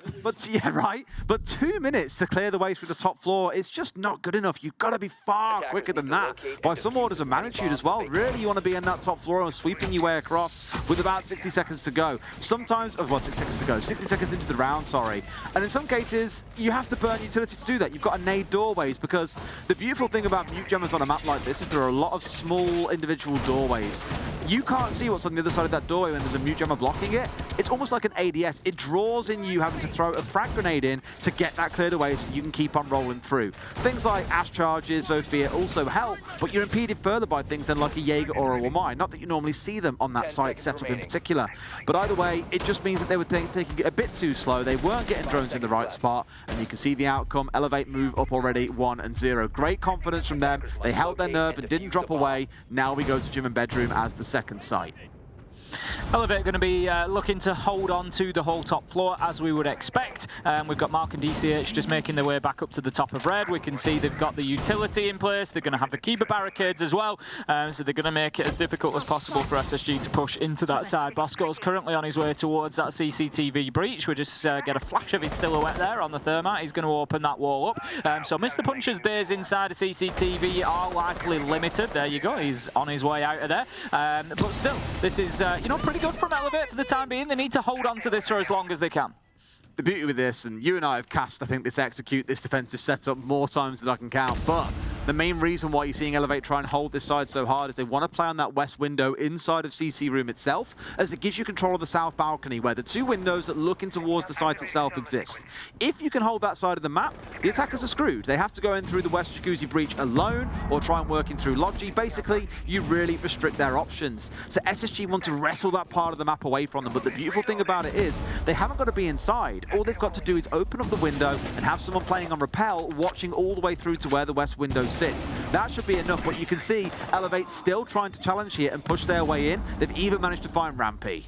Fantastic from them, really. DCH managing to get his man. Mark is still in position on red stairs. He's going to disappear now as the heat was really starting to mount, but by the time that Fultz moves in, he's long gone. And I like that from Elevate. If he gets himself down into the basement, he can come back up main stairs, get himself back into sight, which he's on his way doing, and that is great from Elevate. Waste almost a minute and a half of the round before they were able to really push in and establish themselves, SSG, but they now have construction, and they've also got a kill onto Mr. Punch. Yeti finding that one, so it brings us to a 4v4. SSG established they haven't opened Jacuzzi wall. It's going to come very late in the round again, and time could be another factor here. I just love how you said it's great from Elevate. Two together, it's absolutely brilliant, Tim. Thank you for making another terrible rendition. Absolutely. Either way, they've got the wall open up now on Jacuzzi with 45 seconds still to play. In a 4 versus 4, I think you take the chaos as Elevate. You don't mind not facing off against a team that's got less men here to execute when it comes round to a 5v5 or a 4v4. The more attackers you take down, the less they've got to really push in and try and do some damage with. So Elevate for now sitting pretty and just waiting to see what happens next. It's Bosco being put down to a slither of HP. Oh, what a beautiful shot from Bosco, just threading the needle and finding the headshot onto Mark, but it doesn't matter because Yeti's been taken down. That's Diffuser cold. Bosco is down but not out. Hotton manages to get one, but that's all he's going to get as the final kills come in from Elevate, and they get their second successful defensive round. SSG just really lacking some bite right now, or bat, as you'd say. Really lacking some bite coming into these attacks. Those bite. Matt. Really lacking some bite coming into these attacks. It just looks a little, I don't know, a little limp when it comes round to the end. They get to the final 30 seconds and it's like, all right, you've got players in some good spots. You can see what the game plan is. But I think there's a little bit of discussion about this on Twitter, and I think also in Super Stream, talking about just needing 5 fraggers. Sometimes the strategy's going to fall apart or everything's going to hit the proverbial fan. But you've also got to then have the gunners that can capitalize on a situation like that. And by no means am I saying that there are no gunners on SSG. There absolutely are. But they are losing some of these gunfights in these critical, messy moments at the very end of a round that sometimes means you have to win dirty. And right now, I don't think SSG can win dirty. No, and I think that's been part of the problem. Like we said, coming into this, if Elevate can frustrate them towards the end of the round, that's when we see SSG at their sort of most beatable, if you will. If SSG are winning rounds, they tend to be winning them in the first half of the round, essentially, and I don't necessarily mean that quite so literally that the round is over by a minute 30, but the rounds that they win, they tend to put themselves in a position within that first half of the round whereby it becomes very difficult for the defenders to win them. But a good start from Elevate as well. I certainly don't want to put this necessarily just onto SSG's performance in the late round and things like that. Elevate are doing a very good job of leaning into that. They're frustrating them through the rounds. They're not giving them anything. They're, by contrast, as you mentioned, those gunfights that are getting won, Elevate are winning them, and that's the fact at the minute, and they're looking good. They are. That's always a promising sign as well when you're starting off strong on your opponent's map pick. But it's this offsite that I'm always really curious to see how it plays out. We said the same in Oregon, you know, it was a good 2-0 start. The offsites proved to be both teams undoing realistically. SSG not able to hold Elevate at bay on either of those. It could very well be the reverse here with Elevate struggling to keep SSG away. But now at least SSG starting out very, very... No! Just why? But why? Why? Because Onigiri just runs up to the breach, gets himself one, but it doesn't really work out as SSG managed to find 2 in return. It leaves us in a 4 versus 3. They are, of course, attacking here, SSG, onto bar and stage, so looking to get that top floor control. Now then, do they know that Sap is there? He's holding his position. He gets one, surely not another. No! Hot and Cold manages to move across on the sledge and take his man down, and that leaves us now 3 versus 2. But Elevate, you've just got a feeling, Des, that maybe they can hold on, but there's a lot of time to go. And if you remember, I did say SSG, the rounds they win tend to be won in the first half. They do. The opening of that breach was just that's a classic APAT thing. You expect that from a team like Cyclops. It's not a Geary things, it's not a problem. You expect to see it from Cyclops, right? I always go back to when they absolutely bullied Team 1 back at the Mexico Major, that Team 1 would go on to win with constant jump outs and runs at the doorway on Oregon. But here, that's a little bit of a different thing. Running into the face of an explosion and still managing to net a kill is a big achievement. The thing is, Elevate are down on men. What makes me nervous is it's SSG the ones trying to take advantage of that. As we've seen repeatedly, they struggle to get the closeout in the dying moments of the round. Here we've got about 50 seconds to play with in a 3 versus 2.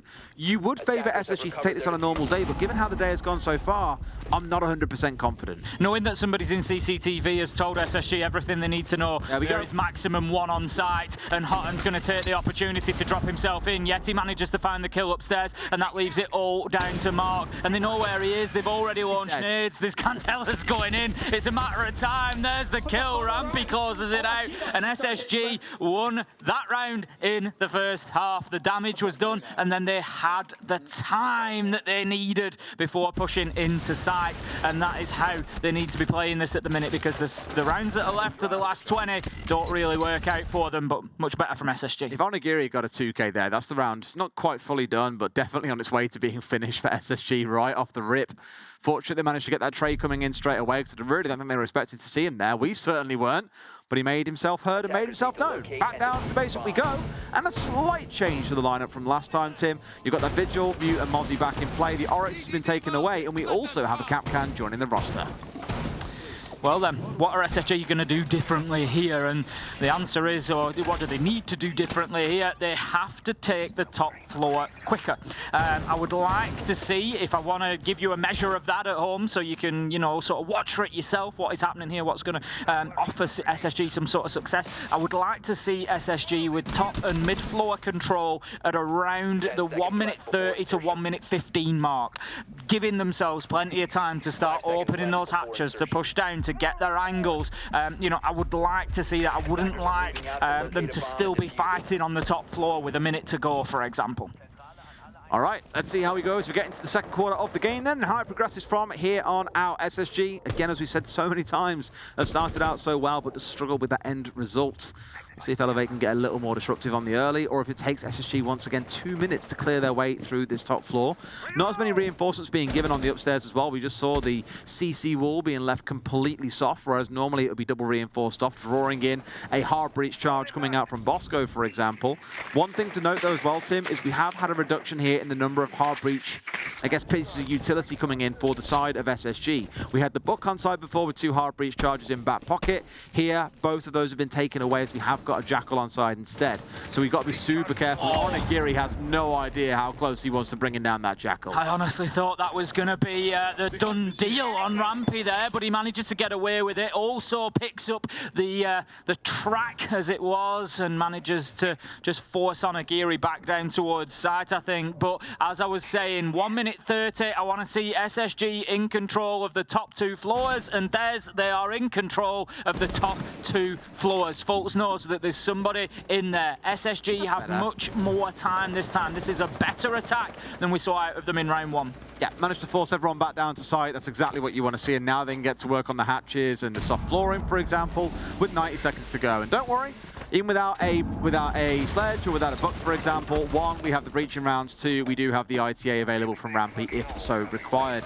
So they can still do all the work they need to in this setup, but the most important thing for me, Tim, is it's still a 5 versus 5. Maybe you'd like a 5 versus 4 as SSG, but having all 5 players alive looking for this execute is the plan. With Onigiri now down as well, things only start to get better. They've just got their 5 versus 4 that they might have wanted, and they've got an opportunity to start dropping some hatches. We see the utility going in there. There's still a man just behind the generator in blue. Fultz is aware of that, just going to hold his position. He might just get a freebie here if he's just holds his patience, but no, that's good from Elevate, not overextending, not over-peaking. They can't give anything else away. 45 seconds left to go. Hutton's starting to work from the bottom of main stairs, just trying to open up that triple wall into Church, but it's not going to happen because his Selma charges are going to be impact tricked off the wall. 35 seconds left to go, and this is the crunch time for SSG. In a 5v4, you've really got to make this execute work here. You've got to capitalize on the advantage, the amount of time you've been given, and keep on going. Down goes DCH to Bosco. That's the good start that you want. 5v3, Tim, surely this one doesn't get lost. It's got to be. 20 seconds to go from here. Elevate managed to... Oh, I thought he'd won that gunfight then, Mark, but no, he certainly backs Fultz off, let's put it that way. But in comes the kill from Rampy, and Sapper is going to be the one to finish Fultz off. 2 versus 4 right now. The diffuser going down. That's the key point for SSG here. They're able to keep that clock ticking, and that will be a success. And Bosco manages to find Mark. That was the real opportunity for them to be able to do anything about this. Elevate have largely been shut down, and it's surely a matter of time for Sapper. Great idea from Mark as well there. He was in a real dangerous position to do some damage on the side swipe, but gets his booty caught out, shot down through the low hanging, opening the rotation that was in the wall, and brings Sapper down to just a 1 versus 3. But SSG, Tim, they've done what we wanted to see. They've got that plan down. They've capitalized on the man advantage and finally have pushed themselves to bring themselves even with Elevate finding 2 attacks. And sure, Sapper gets a couple of victory kills there for a little bit of KD padding, but this round is done. It's going to be 2-2.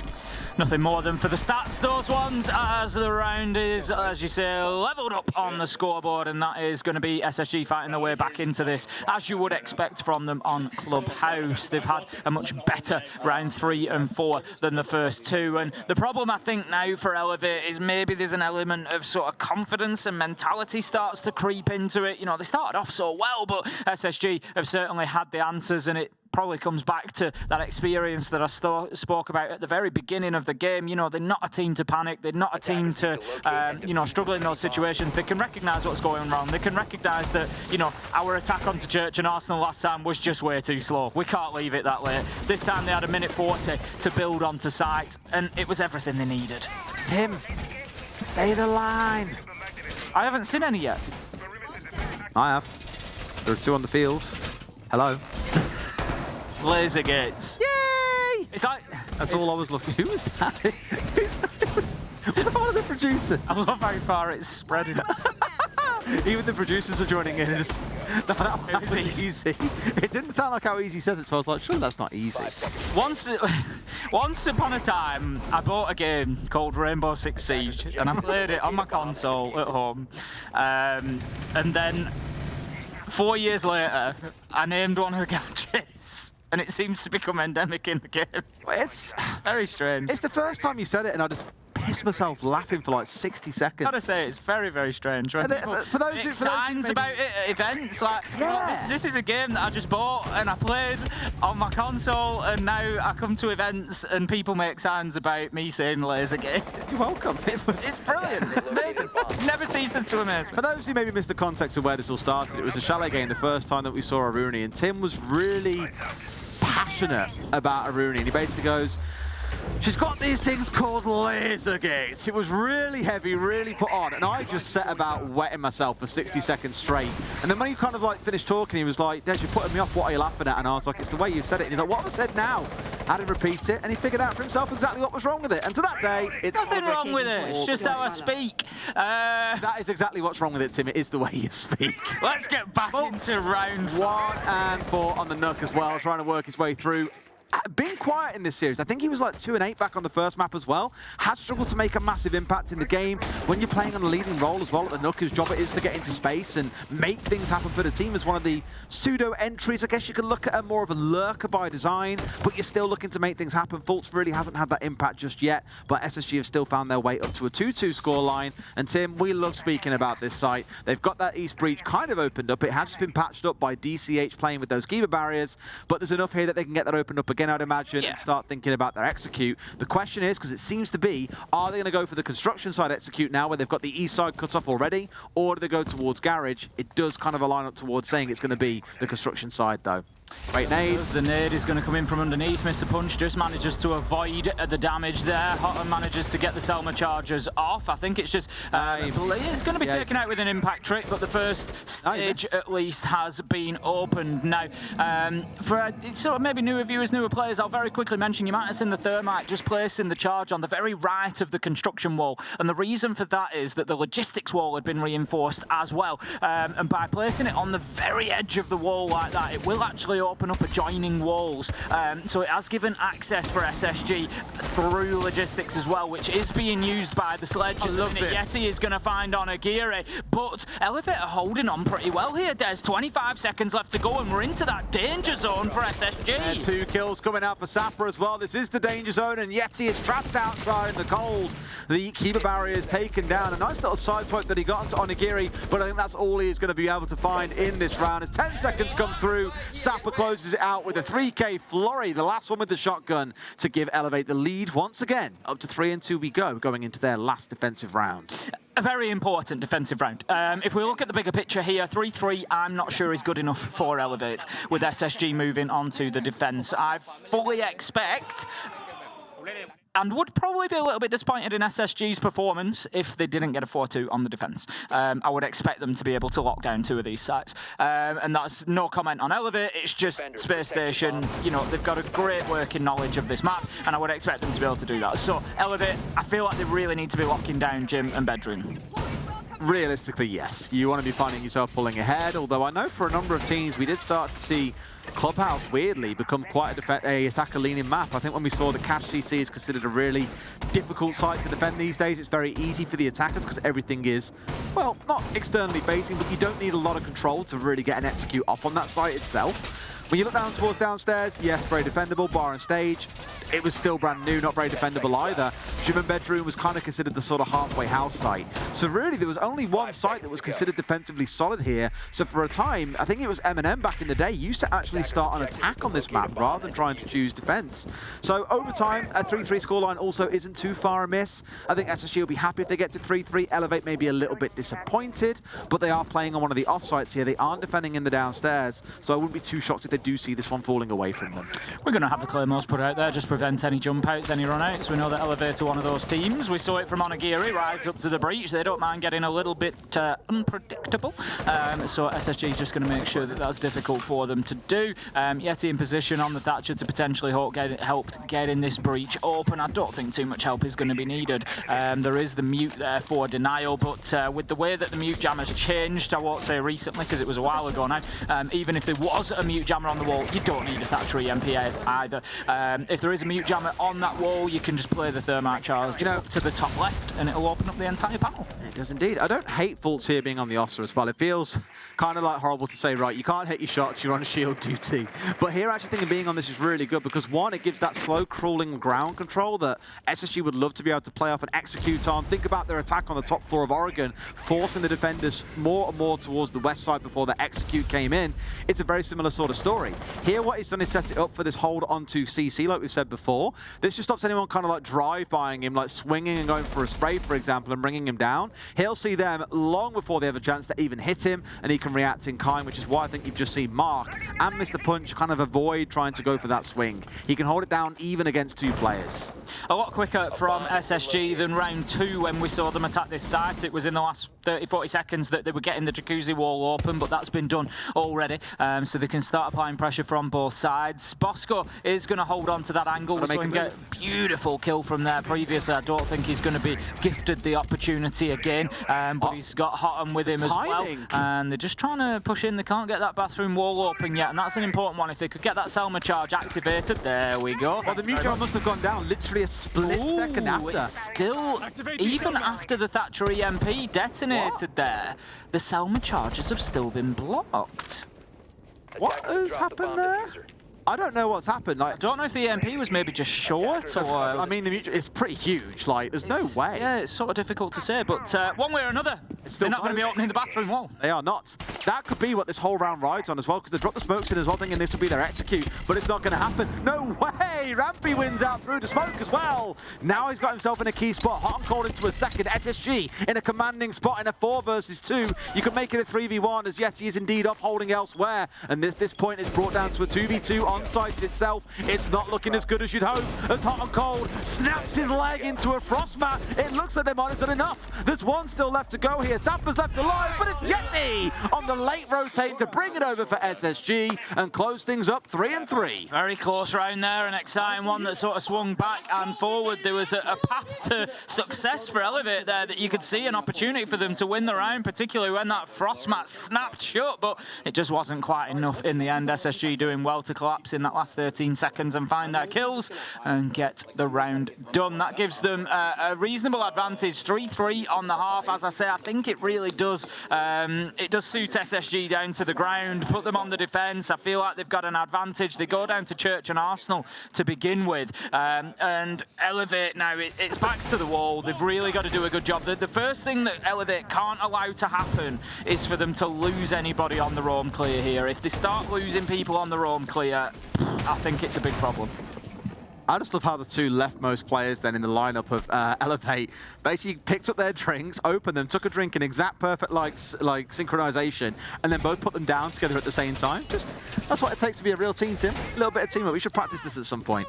Either way, I think I'm with you. We've got to see some real special magic coming out of Elevate here on the attacking side. Early round, all down to the drone work. SSG, want to see them holding up nice and tight as well. So I'll keep a close eye on that drone count and just see how much information they're lacking.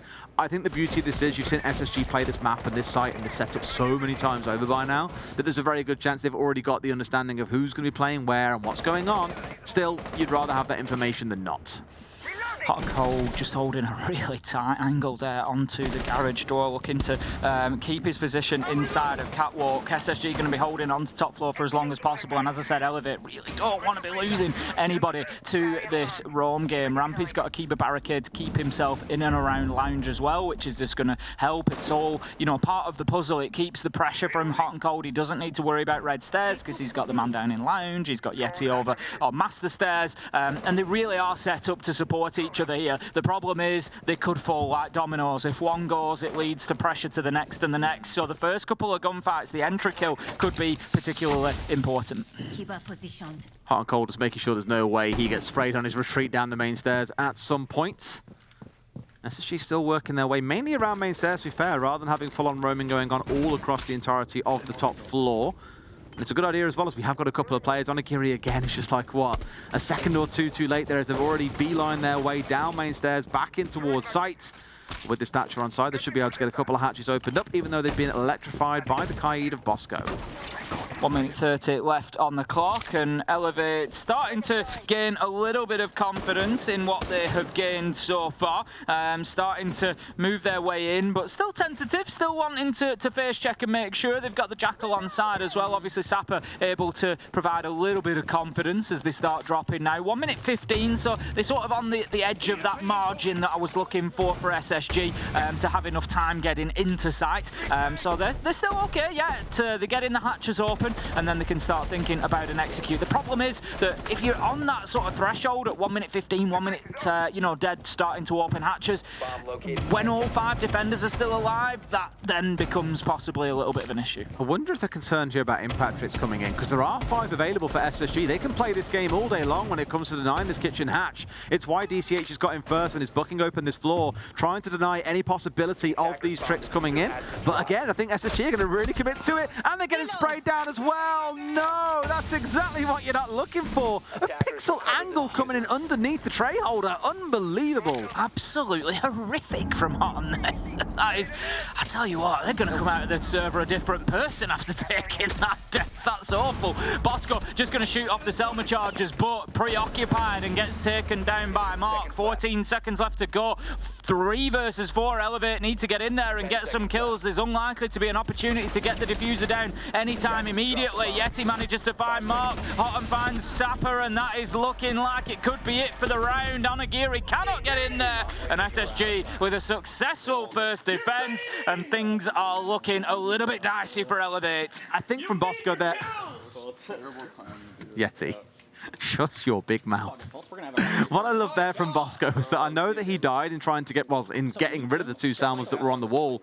He gave his position away. It was an easy swing. He was pinned into the corner. He was just destined to be absolutely screwed.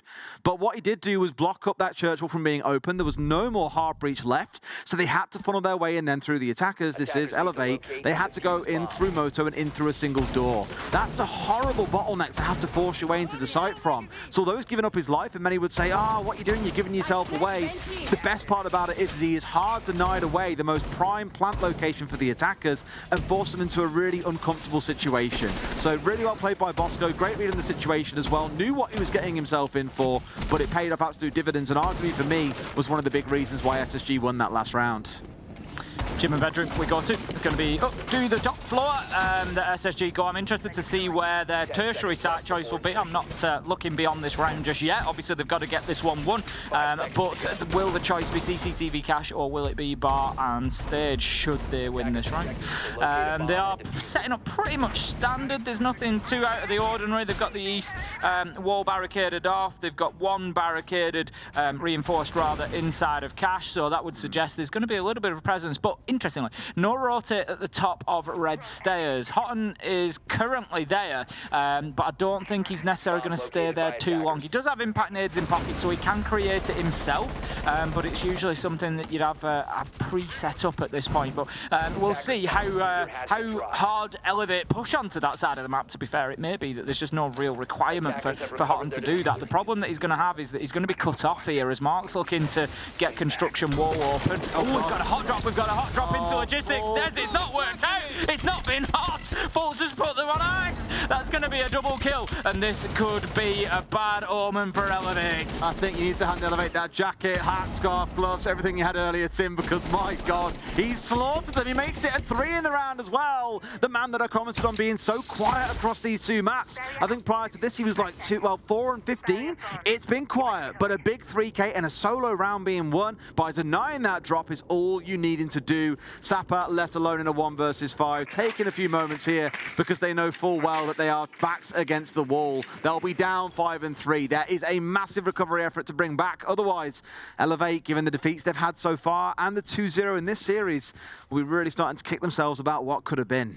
Sapper's got plenty of time. SSG need to just make sure that they don't sort of fall into the trap of starting to chase and try to find the kill. You know, Sapper may use some of that time to try and bait out a kill or 2 if they go and have a look at a window, for example, and he manages to pick them up. It's, you know, 1v3 looks much better than a 1v5, for example. He's sending the drones in again, just trying to get as much information as he can. All he's going to see is that SSG are holding their positions. They sat there watching their angles. They're waiting. They're not going to get carried away here. You know, they're not going to go in too deep. What I'm enjoying looking at really is I was just pulling up some stats to look across the whole series. The entry record for a couple of the players on SSG has been amazing. 8 and 1 between Yeti and Hot and Cold. And although Fultz has had a bit of a difficult first map, he currently finds himself sat at 8 and 14 across the entire series. You can see where the impact is being felt in key rounds like this. So for Sapper has said he wants to run this clock down, have that conversation time. It will be 5 and 3. They've got 2 chances really, Tim, to save their bacon.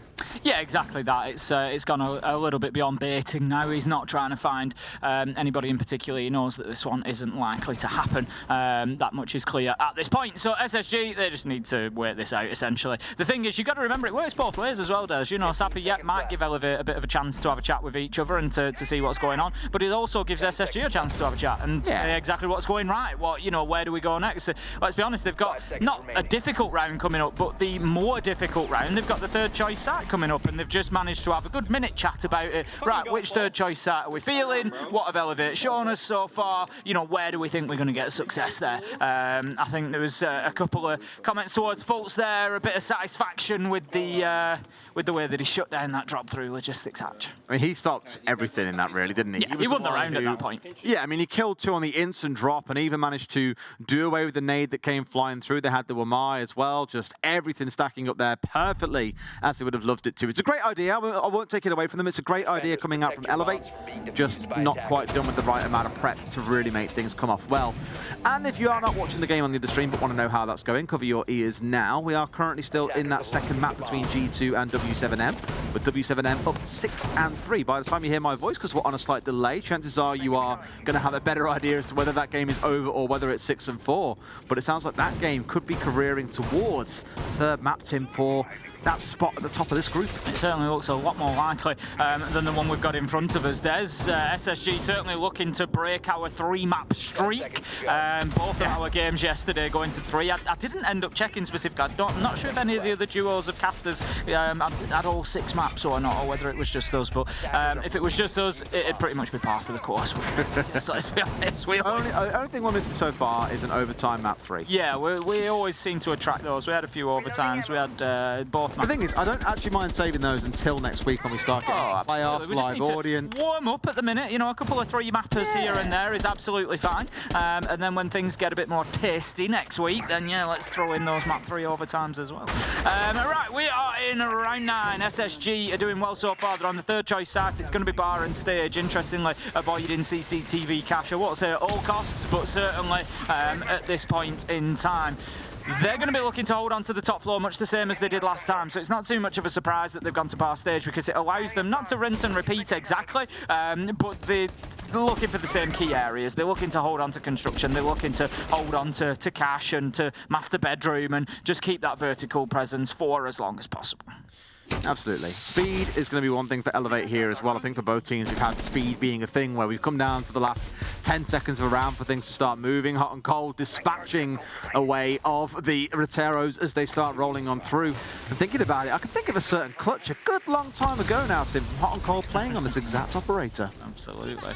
Right, we're going to have the opening kill coming in. DCH is going to manage to take down Yeti. Yeti's been going well again, not just in this map, but in the series overall. It's a pleasure to see him picking up those numbers. Certainly one of the players that could be up towards the top of the kill numbers come the end of the tournament. Fultz manages to get a kill onto Sapper, leaving us now 4 versus 4. Bosco just holding a tight angle. SSG going absolutely nowhere. They've dug the heels in, Des, and they are not going to give up construction easily. DCH is trying to push forward, but at the minute, the utility, there you go. The Wamai Magnet sucks it in. The Kiba barricade survives. There is one more nade available, but DCH needs to just be sure that there's nothing else there that's going to snag it, because if that Kiba barricade stays in position, it's going to make it very difficult to move into construction at all. Well, time will tell. See if they can actually get their way through here. Again, that time is starting to slowly tick away. 45 seconds left in the 4 versus 4. As I said, back on Oregon, defenders generally favoured when we come down to these all things equal 4v4s, 3v3s, 2v2s, as the attackers are the ones lacking a bit of the utility or firepower they need to pull off a really well-formed execute. Here they're putting their focus on the stock side, though, to open up the bar area, and are looking to go for a plant on stage, if they can get there.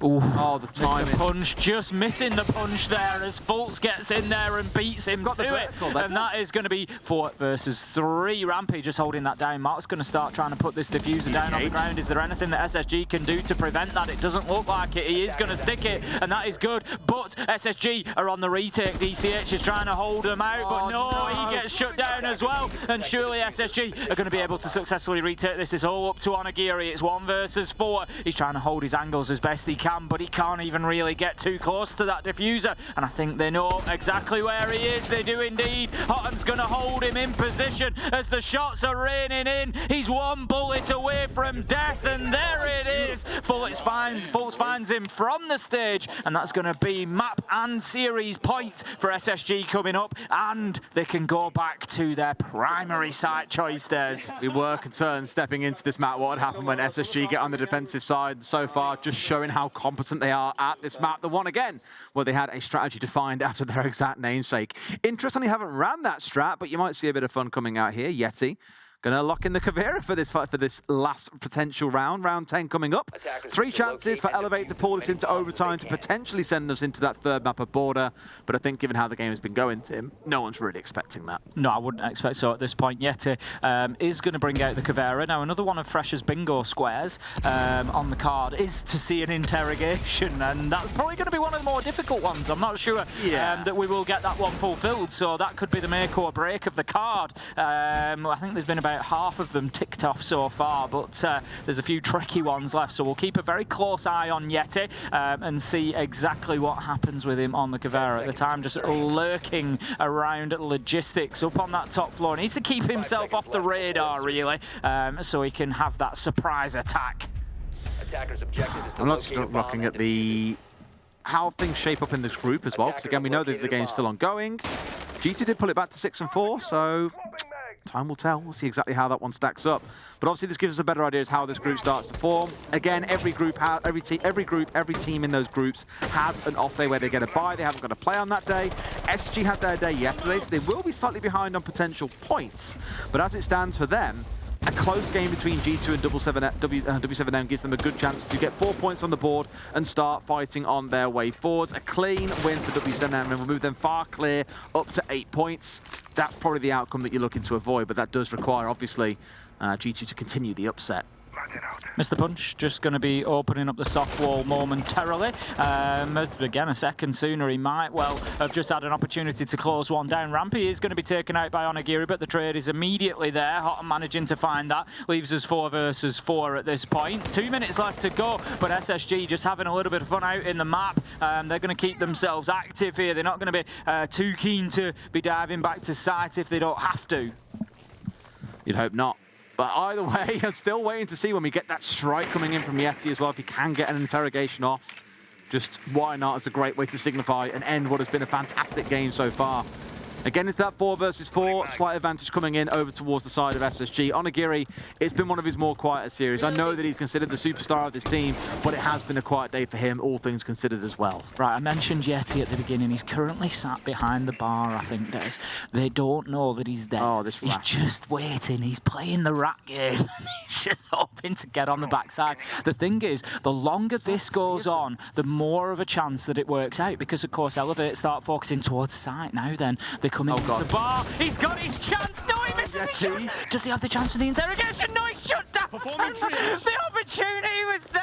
Yeti, it was a good effort. Mark gets the kill. He's going to miss a punch up as well. The damage isn't quite done, but it wastes another 20 seconds, if nothing else. It's fun at the very least, but in pro play, you are very rarely going to be able to get away with that kind of play. Interrogations are just not the go-to thing, because by the time you go in for the interrogation, the animation begins, you've got someone else looking to trade them out straight away. Now, they should finally be able to get this opened up. They did a great job of denying and get away with the impacts at first, but having lost Yeti, 2 of those were immediately offline. So now we step forward into seeing what Elevate can do in these dying 30 seconds. It looks like a bit of a late rotation coming out here as well, which just says to me, Tim, it's panic stations. What can we do to get this over the finish line? Yeah, exactly that. They've not got themselves into a position to execute realistically. They're just going to have to push down and start looking, for kills that they can find, but the smoke canisters aren't going to make that easy at all. That's going to be a beautiful kill from Hot. And in a second, Fultz finishes one off with a smoke canister as well. And that is it. Job done for SSG. Space Station have liftoff, Des. It's their first map. It's their first win. And that is a great start for them. Well, I think it's a deserved victory overall. Map 1, a little bit shaky. Not a map they often play. Clubhouse, definitely the home of SSG, and 4 points to start off their Six Invitational 2023 run. I think many were expecting this one might be a bit of a closer affair, given, again, SSG are coming in here from the closed qualifiers, but at least to start things off, they've got themselves those 4 points they sorely need. I love that you could see the thought process for Yeti there. When he got the down, you could clearly see he was thinking, I'm not finishing this kill.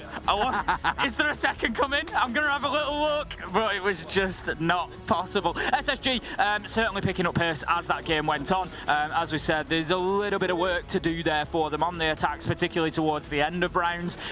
Maybe just making sure that they're giving themselves enough time, making sure that they're going in and getting the kills that they need to. But otherwise, I think SSG looking pretty good there. there. You know, again, experience telling, as I said, that it likely would. They were on top of that game, particularly towards the end of Clubhouse, managing it very well. And I like what I see from SSG. I said it earlier, I'll say it again.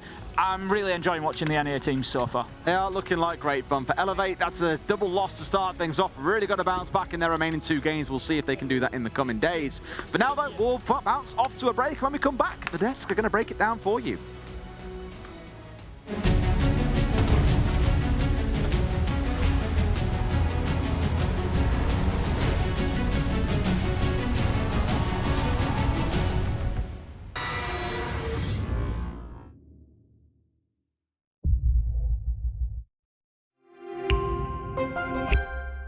I'm Nicholas Morton, but you know me as Pingu. I'm a 2-time Rainbow Six Siege World Champion and former top Rainbow Six Siege player in Pro League.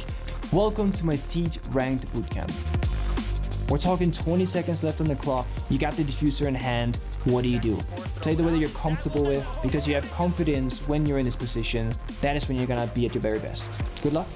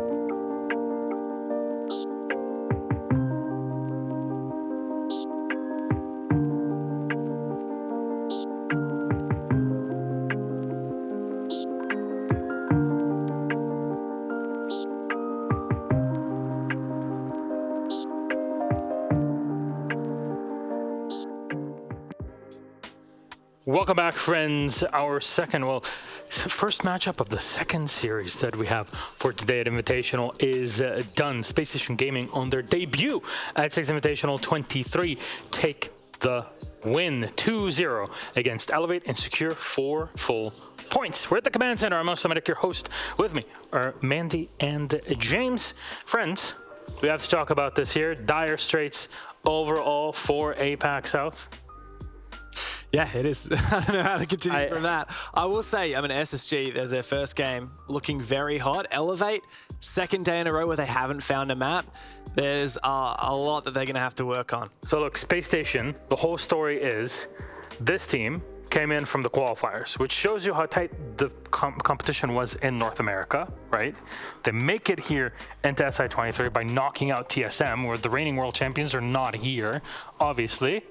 And they go in first day looking very relaxed, and they play so well in the server. Yeah, I'm gonna say SSG are making waves. I think if there's any team that I would call a dark horse team, would definitely be SSG for me. They seem very put together for a team that has made it through, especially that last chance qualifier compared to especially all the other regions that have teams that have come through the last chance qualifier. These guys have a plethora of experience, lots of individual skills that I think just put together this roster really well. Okay, how about we talk about our maps one by one, right? We can start off with our first one here in the series. You'll see everything pulling up for Oregon. 7-4 for Space Station Gaming. Bosco on fire, James. The roster's doing well. Yeah, look, I think that that Space Station going into Elevate's map pick were pretty confident, and they were happy to just take it slow. That was really the story of me for Space Station across the series. They're looking to mitigate risk. They're looking to play into what they think their strengths are. And of course, Bosco, he is the GOAT when it comes to those anchor plays. And when he's on site and it comes to the late round, then you just put full faith in Bosco, whether it's clutching up or whether it's just holding a tight situation. He's there, Mr. Consistent, and we saw that, of course, with his insane KD over that game. I just felt like at the start of the game, Elevate couldn't break those basement or dorms attacks. Now, you're playing Oregon. Those are the primary and secondary sites where you expect it to be difficult. And while Elevate did manage to find a bit of fresh air when it came to meeting, they had one really nice tower execute and one really nice blitz rush in through green. It's just not enough. Like, you need to have some kind of substance on these basement and dorms attacks to have a shot at winning Oregon, and SSG had those sites on lock.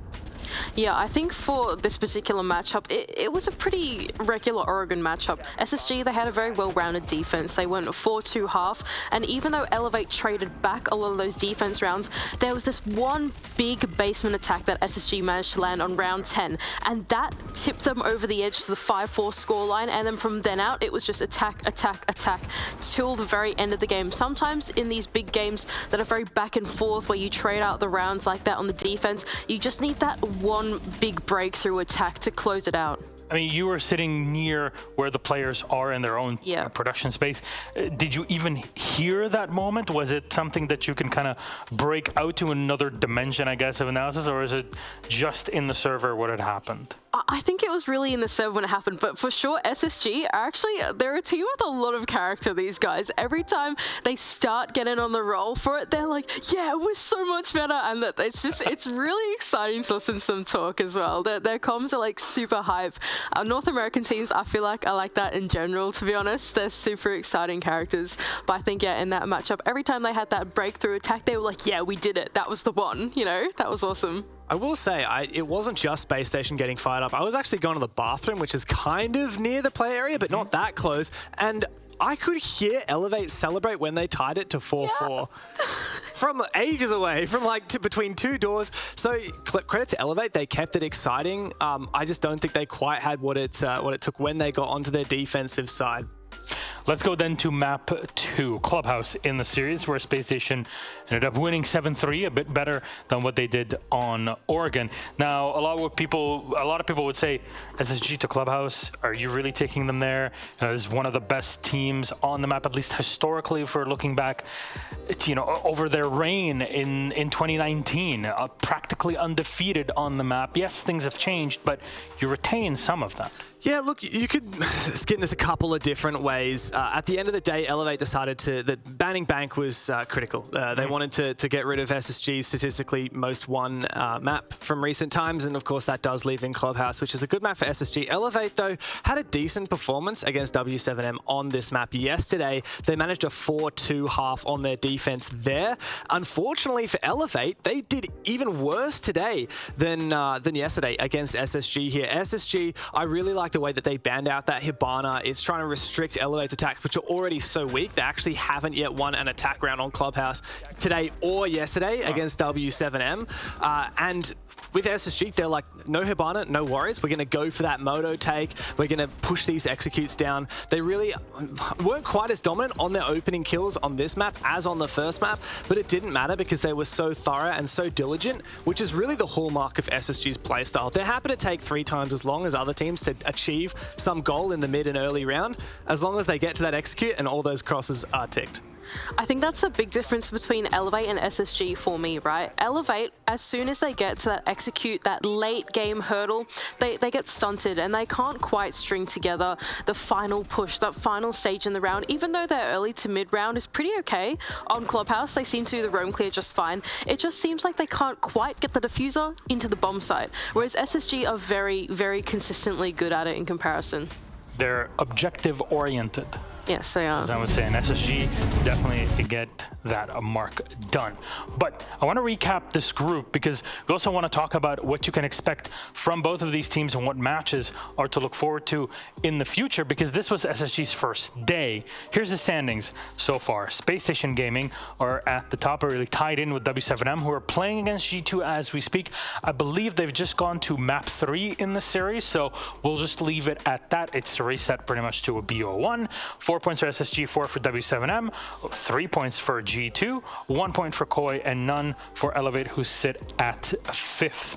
James, help me out here, because if I'm not mistaken, Elevate are not playing in the last day of the groups. Well, SSG's next game, you want to talk Elevate or SSG? Whichever. I'm going to go with SSG for both a minute. Of them. So SSG in particular, their next game is W7M, which I think is going to be one of the most challenging games, if not the most challenging game in their group. And while I do really enjoy their slow, methodical playstyle, risk mitigating, going for those like, I've got your back trade games, hunting roamers until 15 seconds left in the round, that's cool and all, but if they start playing against teams which have a really solid late round setup, like with your Goyo, your Smoke, teams that are really comfortable in a pinch, I think SSG may get punished for that play style. And W7M are known to be quite an aggressive team, but they're also like, they have their heads screwed on right. They know how to play to their advantages, and they'll look at SSG's play style and start trying to play in such a way that will really put SSG on the back foot. So I think it's going to be very telling. If SSG can have a serious fight to W7M, if they can take them out,